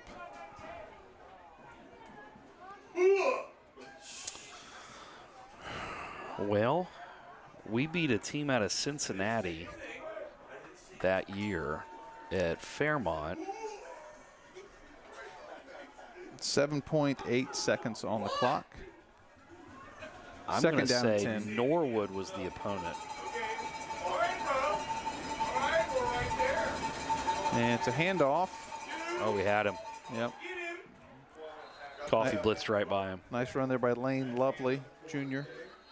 Going to pick up 9, and that's going to be the end of the third quarter. So after 3, it is Milton Union 17, Preble Shawnee 14. Bulldogs come out and string together 2 long drives for 2 touchdowns to take the lead. The Arrows only had the ball 1 time, didn't they? Mm-hmm. So those were 2 long, time-consuming drives by the Bulldogs. Norwood. That's my guess. Nope. The answer, you're close, but you're way off. The answer is Williamsport Westfall. They Yep, were the okay. they were the 2 seed, and we were the 7 seed. That was a week 1 game. Yeah, and 7 over a 2, and that's back when they only had 8 teams in the playoffs. And which is crazy because that was a really good team for us. Yeah, And they barely got in. And I remember I did not go to that game because we had basketball start, and there was no way I was it getting wasn't that from- like 1,000 miles away, wasn't it? What West? I don't even Yeah, know where it it was is. a Isn't couple it? hours away. It was like up north, way north. Yeah. Yeah, I didn't go to that one either. So, but So Bulldogs a 7 over a 2. All right, so here we go. that So- was the only time. yeah, Yeah, I figured it hasn't happened a lot. yeah. And this is a run. This is a Wildcat. And nice job by the Bulldogs to snuff it out. Nice hit. Nice job that was there. a nice hit by Lowry. Seth Lowry came in and just laid the leather to him. Yeah, and he's He's getting up a slow little getting slow. up because Lowry laid a wallop on him. Yeah. Seth Lowry came with full force and just hit him hard. And Blankenship is still feeling that one. He took a shot. I don't think that was Blankenship. That was 4. That is Blankenship. Blankenship is 4. Oh, I got him as 8. No. That's Reese Smith. My bad. And that's the pitch to Smith, and he fumbles it, and the Bulldogs recover. No, he's calling an incomplete pass. He's calling an incomplete pass. That certainly looked like a pitch. I did not see it. So that is, yeah, that's Sam Huffman down there that is just can't be any louder if he tried, screaming. So it's 2nd down and 10 for the Bulldogs. That was called an incomplete pass. We got 4 split left. We got a pump fake. He's looking deep. He's going deep. He's wide open. I don't think he's in bounds. Nope. Hey, he wants that one back. Yeah, he was wide open. Was that Blanket? Yeah, it was. No. Yeah, that was. Blankenship's right there. Oh, I look like 4. I even have my glasses on. I still can't see it. What was that? Was that 11? No, it was 8. Smith. That was Smith, Reese Smith. He was open. Nice catch. Just out of bounds. It was Fuller. He's going to get Evan Michael. Evan who's Michael. Hippity-hoppity off the field. So we got 3 split left, 2 split right, and I'm sure they're going to look for Blankenship here. Bulldogs. And nice throw. Yep. Big throw there. A lot of time. Yep. That's Caden Taylor, junior, 6'4", junior with the catch. He's had a couple catches tonight. So that will move the chains for the Arrows, give them 4 new downs. We're just under 11 minutes. What number was that? Number 11. Not 11. Number 1. Caden Taylor. Is that what I said? Mm-hmm. 2 split left. It's a handoff.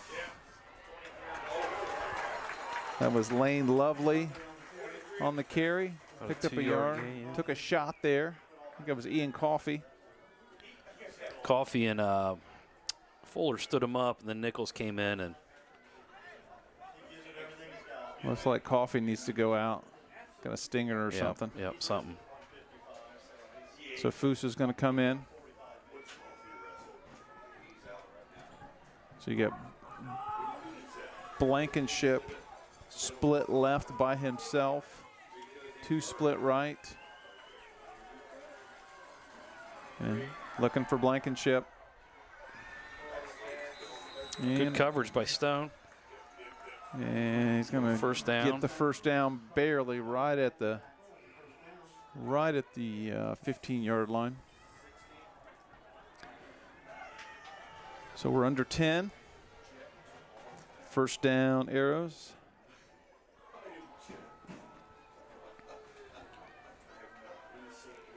Now you've got, again, Blankenship by himself, split left, 2 split right. There's Blankenship. He's rolling. And Intercepted, but I think Charlie was out of bounds. He's out of bounds. 26. You know, if you're the Arrows, you almost feel like you got to score on this possession. The Bulldog, I'm guessing they're feeling a little bit of pressure. That's for sure. Because you give us the ball back, there's a good chance we could grind out. Mm-hmm. We could grind 9 minutes off the clock. So shotgun. Take the handoff, looking for Blankenship in the corner.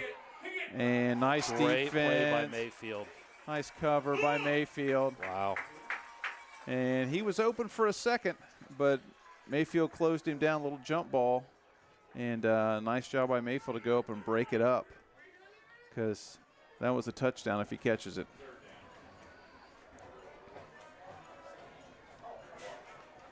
And that wasn't Blankenship, was it? No, it wasn't. I was just sitting there watching. I'm like, I don't think that was Blankenship. No, it wasn't. You got a couple big boys. If you're going to throw that jump ball, that's not the kid to throw it to. I'm just assuming every guy they're throwing to is Blankenship. 3 split right, shotgun. That's Blankenship now.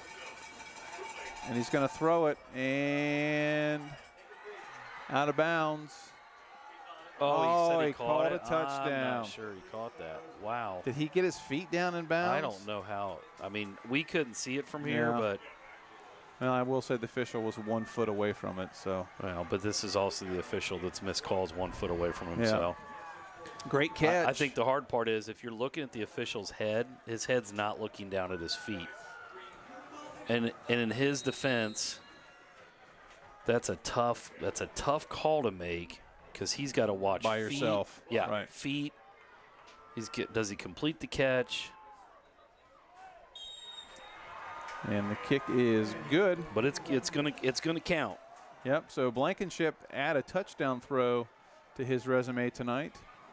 So nice catch in the end zone for the Arrows. So now the Arrows take the lead back, 21-17 with 9:11 on the clock. So now the Bulldog offense will need to answer. I've got confirmation from a reliable source that he was inbounds easily. Oh, really? Okay. Yeah, it's hard to tell from here. That's Yeah, we couldn't see we it. can't see it because we're cut off by the bleachers. I'm going to use this because it's the first time I've ever. My view was blocked. Yeah, I was screened. I was screened. on that play. So. And this is okay. No panic here. Yep. We've moved the ball. Need to continue to move the ball. Colton Schroeder, kickoff here for the Arrows. He's pooched all of them. He's going to pooch it again. And Nichols is going to get it. And the Bulldogs will have good field position on their own 40.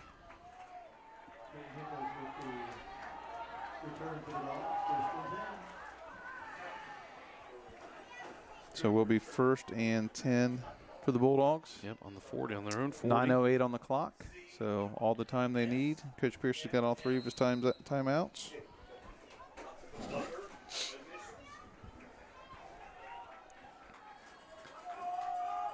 Going to be a steady dose of Foose here, I believe.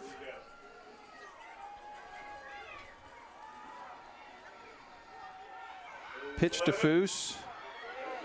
And Foose is going to get about 7 on the carry.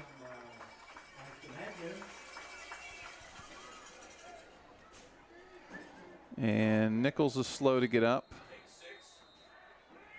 So senior Peyton Nichols, who was leading the block there, I'm not sure what happened.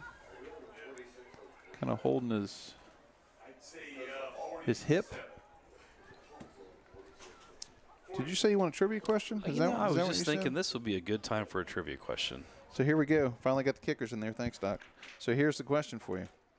Name the top 5 kickers in terms of career field goals made. Career field goals made. I'm gonna go with a Mason Grudich.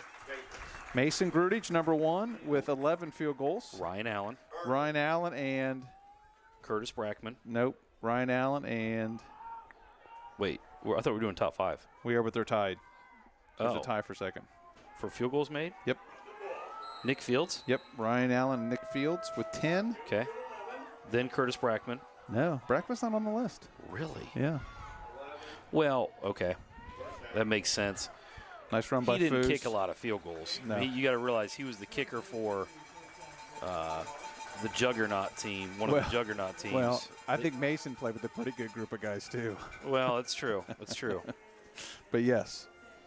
So Ryan Allen and Nick Fields with We got 2 more, right? Yep. One is in my era, Sean Eardley. Sean Eardley, and then the other one is early 90s. You won't get that one. Maybe you will. It's from by Foose. Nick Magel, or Clint Magel. Nope. But played with Clint Magel. Jason Martindale. Yes, Jason Martindale. I did get that one. I Yeah. just was wrong with Who it was. the old Yes. lefty. Yeah, so it goes Grudich, and then Allen and Fields tied for second, then Martindale with 7, and Eardley with also with 7. So 2 ties. Yeah, 2 ties. Yep. So there you go. Graffin. Yep. Graffin. Eardley. There's a lot of beef on the right side right now. Yep. Little blitz. I like Pitch it. left. I like it. Mayfield. I like that action. Little misdirection. You move Fuller over there with Carpenter, and Try to catch him. yep. So let's bring up a big 3rd and 4 for the Bulldogs. Ball placed on the arrow 39. 7:10 remaining in the game. Big 3rd down here for the Bulldogs. Lane split left. Nichols back into the game for the Bulldogs. What is? And there's Foose. And he's not going to get it. We got a flag on the play. We got And call is yeah. Well, they're in the neutral zone. no. It's sideline warning. Oh, sideline. Well, they had a coach over here about 8 yards on the field, Oh, so it's a warning. it's a warning. So now we're 4th down. Yep, 4th down, and I think we're going for this one. Why is the So, yardstick not moving? Yardstick is still at 3. And so the referee tells him. I don't know what's happening here. We're going to assume it's 4th down.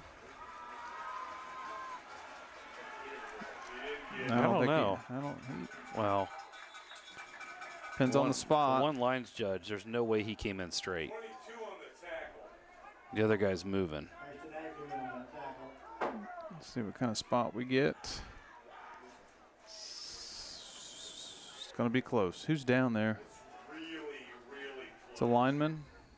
Casey Wrench, looks like. That is.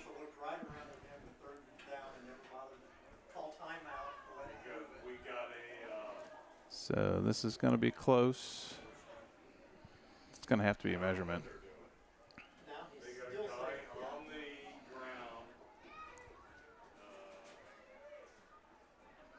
This is going to be a big play here. It's going to be a measurement. And you get an injured player who's laying right by the ball. Chain gang, their time to shine. Dave Fine. Yeah, let's worry about the injured player first here, guys.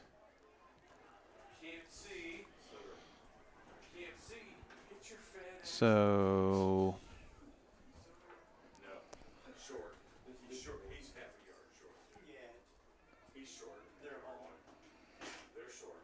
it's gonna be a big call here on the play in the game. We got 6:37 remaining.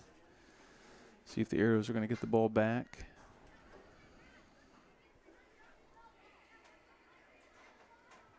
So must be kind of serious here. Their Coach Antonides is out there. So Coach Swafford's out there with him.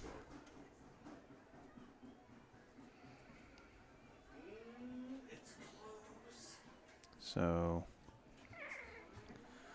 we'll see. I'm going to run through some scores here real quick while we're waiting here. Some playoff scores. Let's see. St. Henry 21-5 over Riverside. So Riverside got a safety.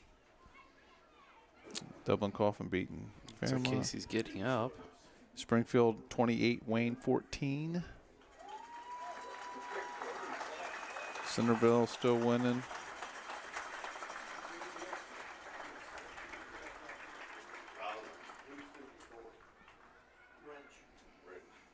He is not wanting to put much weight on.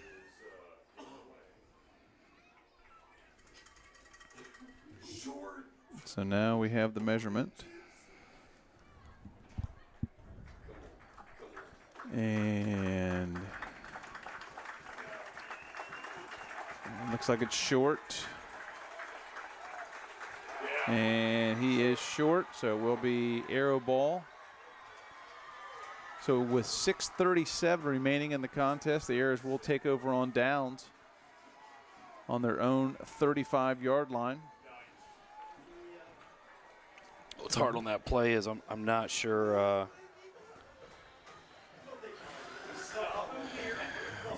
You know, it was Kimmel, but did he slip? Was it supposed to be a handoff? Yeah.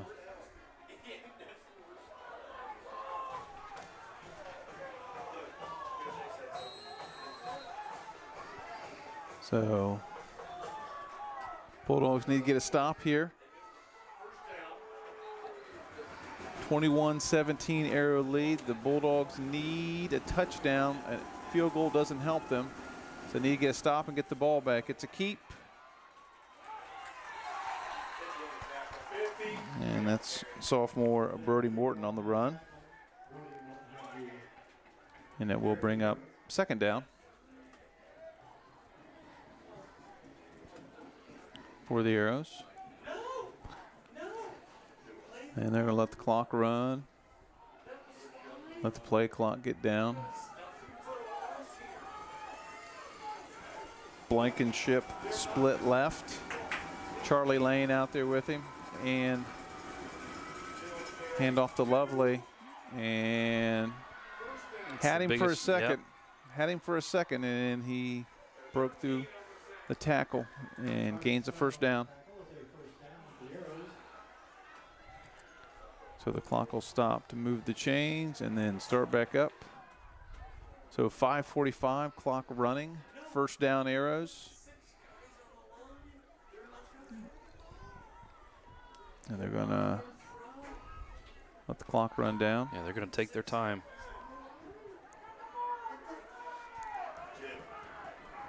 So Blankenship left. Caden Taylor right. And it's going to be a run by Lovely. Lane Lovely. He gets nothing on the play. Might have lost a yard. Yep. So it will be second down We'll call it 11. Second down and 11 for the Arrows.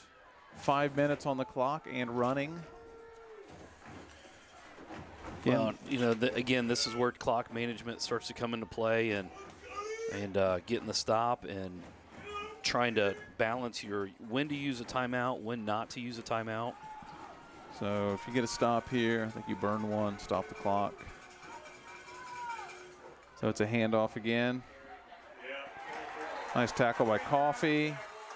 And we've got a timeout, Bulldogs, to stop the clock, and the Airs will have 3rd and long.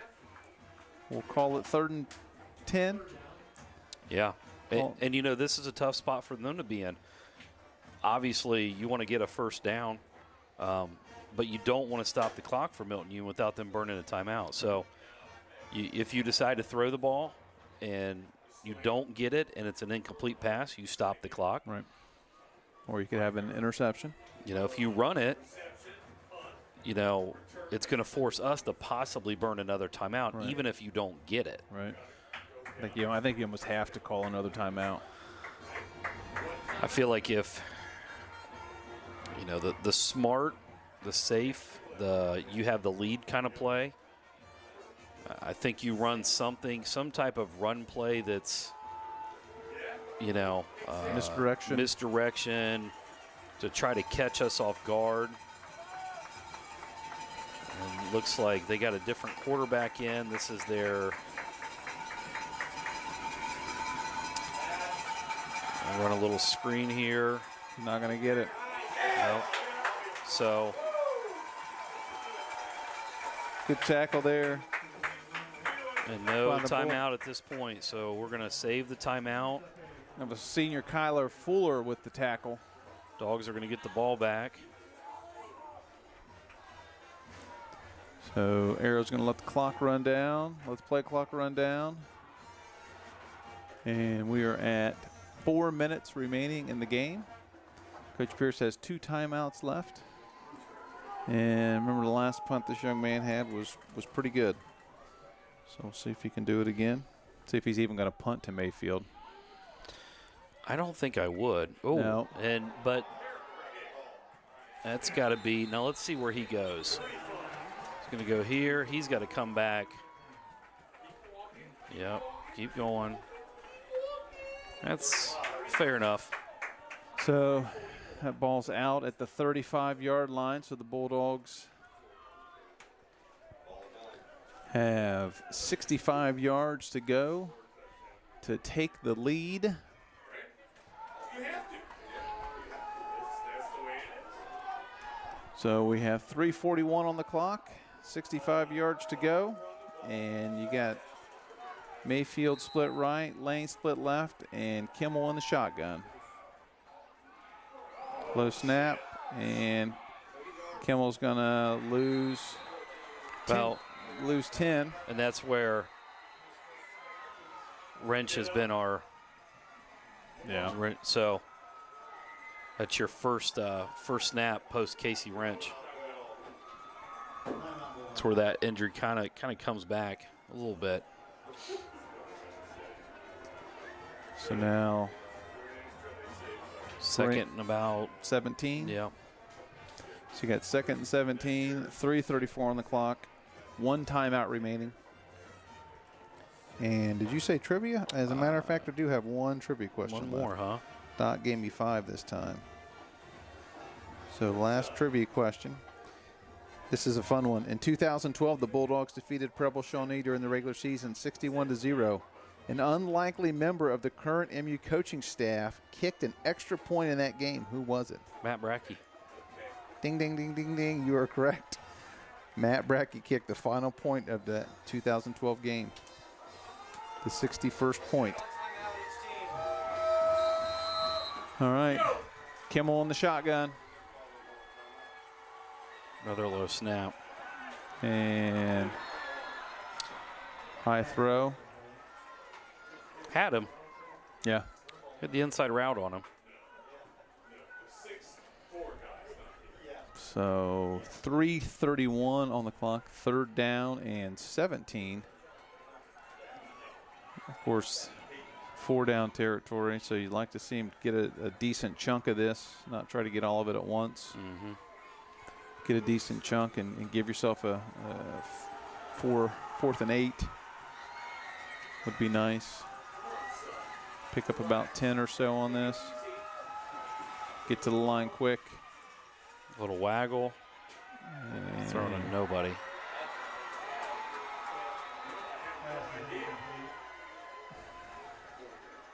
so now you got 4th and 17.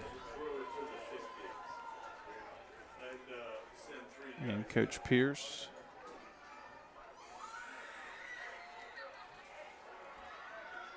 See what he's got in his bag of tricks. 20 seconds on the play clock. Clock not moving at 3:25 left in the game. This is the ball game right here. Yep. 3 split right. Kimmel in the shotgun. Kimmel and overthrows Nichols, his intended receiver. So the Arrows will take over on downs. They will be on the Bulldog 28-yard line.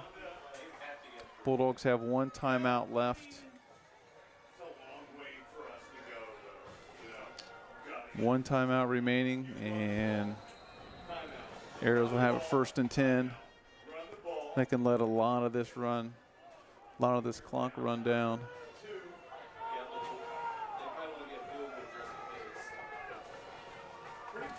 So Morton in the shotgun. Morton's going to run it. And going to pick up probably 7, 6. Well, I don't know if I'd have that guy running the ball too much. Yeah. It's a fumble waiting to happen. Uh-huh. That'll bring up 2nd down.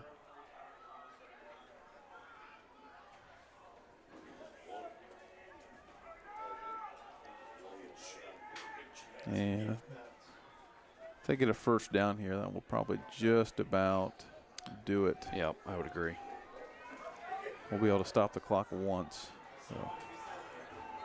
So 2:35, clock running. And quarterback keep again. And he's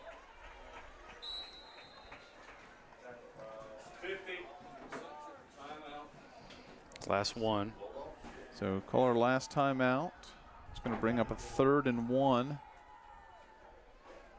for the Arrows. I'm sure they'll just go for it on 4th down, even if they don't get this. So Bulldogs have got to try to get a stop and try to get a fumble. You got to try to strip the ball. Yeah, yeah. I mean, right now you're in the position where you're running low on opportunities and chances, and the ball, you got to get the ball back, and you got to try to make the tackle, but you got to try to get the ball back. Something that's going to drastically change the events. And if he gets 1st down, you can just take a knee, I think. Be close to it, maybe not quite.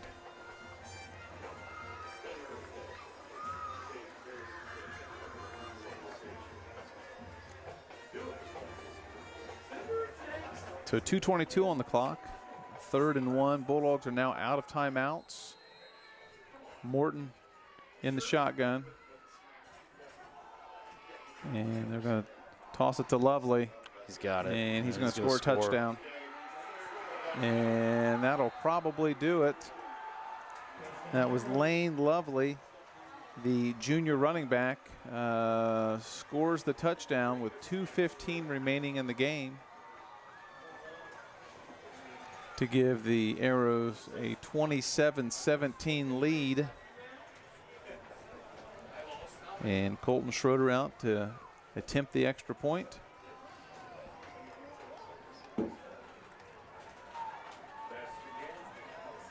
And snap, the hold, the kick, and it's good. So with 2:15 remaining in the contest, off of Lane Lovely 21-yard touchdown run. The Arrows have a 28-17 lead with 2:15 on the clock, and the Bulldogs have no timeouts. So they are going to get the ball back. We haven't had one all year. So they're going to probably get good field position here. Yep. You want to play? I'll let you know. And see what they can do. They're not going to kick to anybody. Look at this. I'm sure they're not going to kick to Mayfield. They haven't kicked to him all night. I'm sure it's going to be a squib kick to Nichols.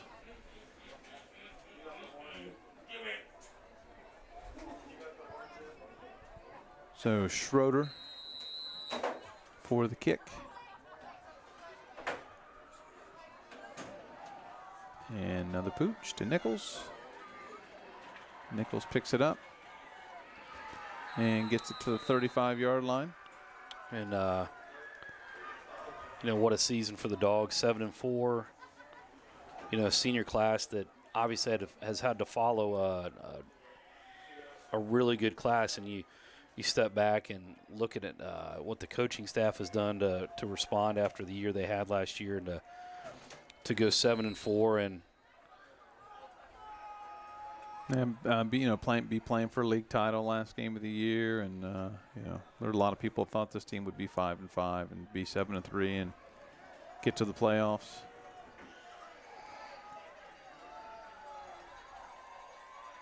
So Kimmel back, screen, and snuffed out by the Arrows.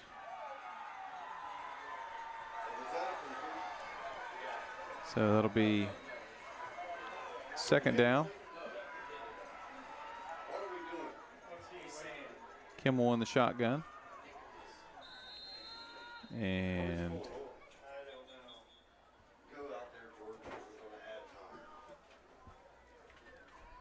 we've stopped the game. Mm-hmm. I think we've got a clock issue. 2 minutes. 2:02. Added some time back on the clock. That's what I thought. So we got Mayfield split left. Kimmel in the shotgun. Nichols. Nice catch by Nichols. It's a play they tried to run earlier. Yep. Kind of used Mayfield as a decoy there, and then a little wheel route there by Nichols. Nice catch by Nichols. So that moves the chains. 1:55 on the clock.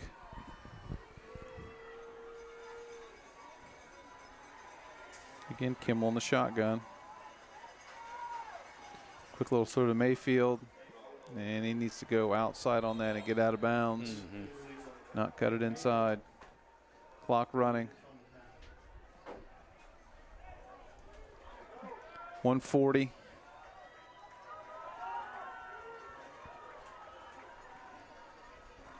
Kimmel, shotgun. Not sure we got set. Looking for Mayfield. Got He him. has him.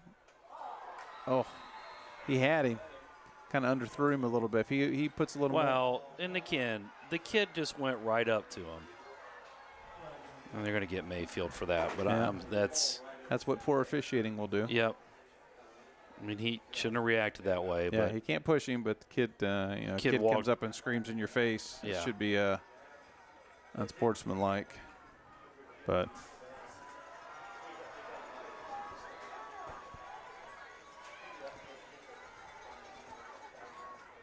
yeah, the young kid they got back there.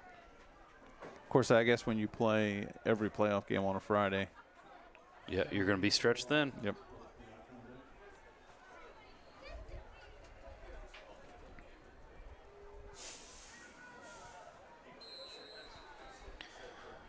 Well, it just takes you back to the days of the old SWBL when didn't have a great view of sometimes the sportsmanship that was presented by some teams. So we got Again, Kimmel shotgun. Minute 22 on the clock.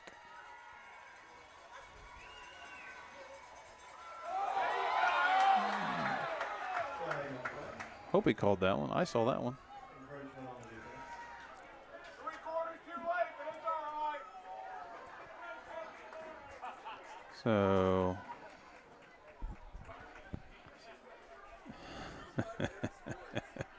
he was looking for the yard marker and Garrity left.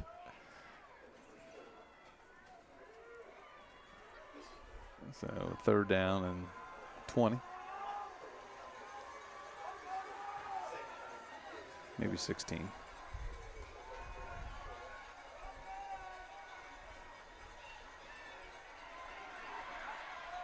Oh, that's intercepted. Pass is incomplete. Kimmel took a shot. Brings up 4th down.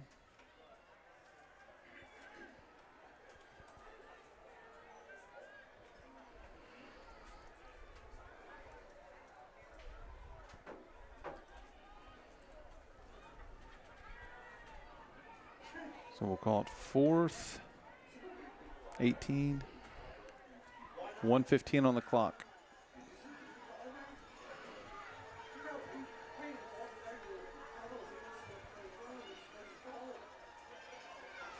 The officials let this get out of control in the fourth quarter. 56. There's a flag now. Delay game. Delay of game penalty is belongs.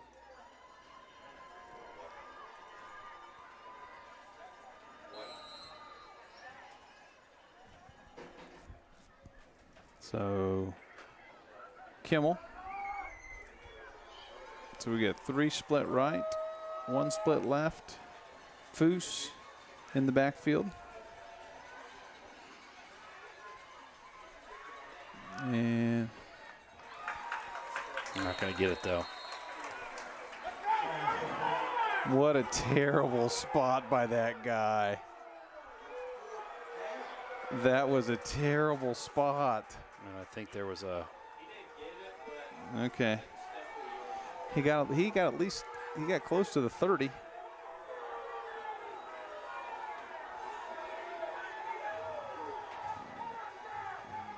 Oh, jeez. Okay. Another nice catch by Mayfield.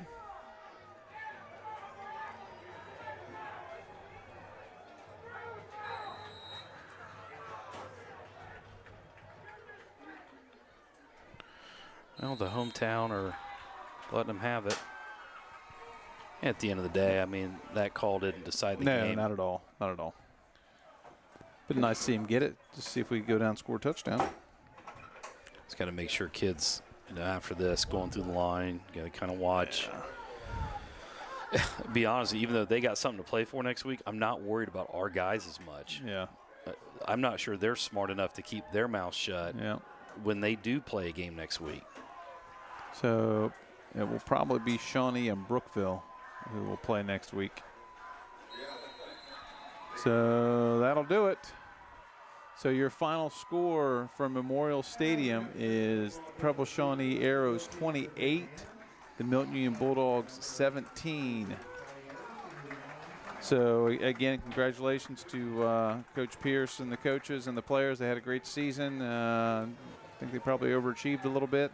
So congratulations to them. Congratulations to the Arrows. They're moving on and playing at Brookville next week. Coach Byrne, you got anything to say for the good of the order? Nope.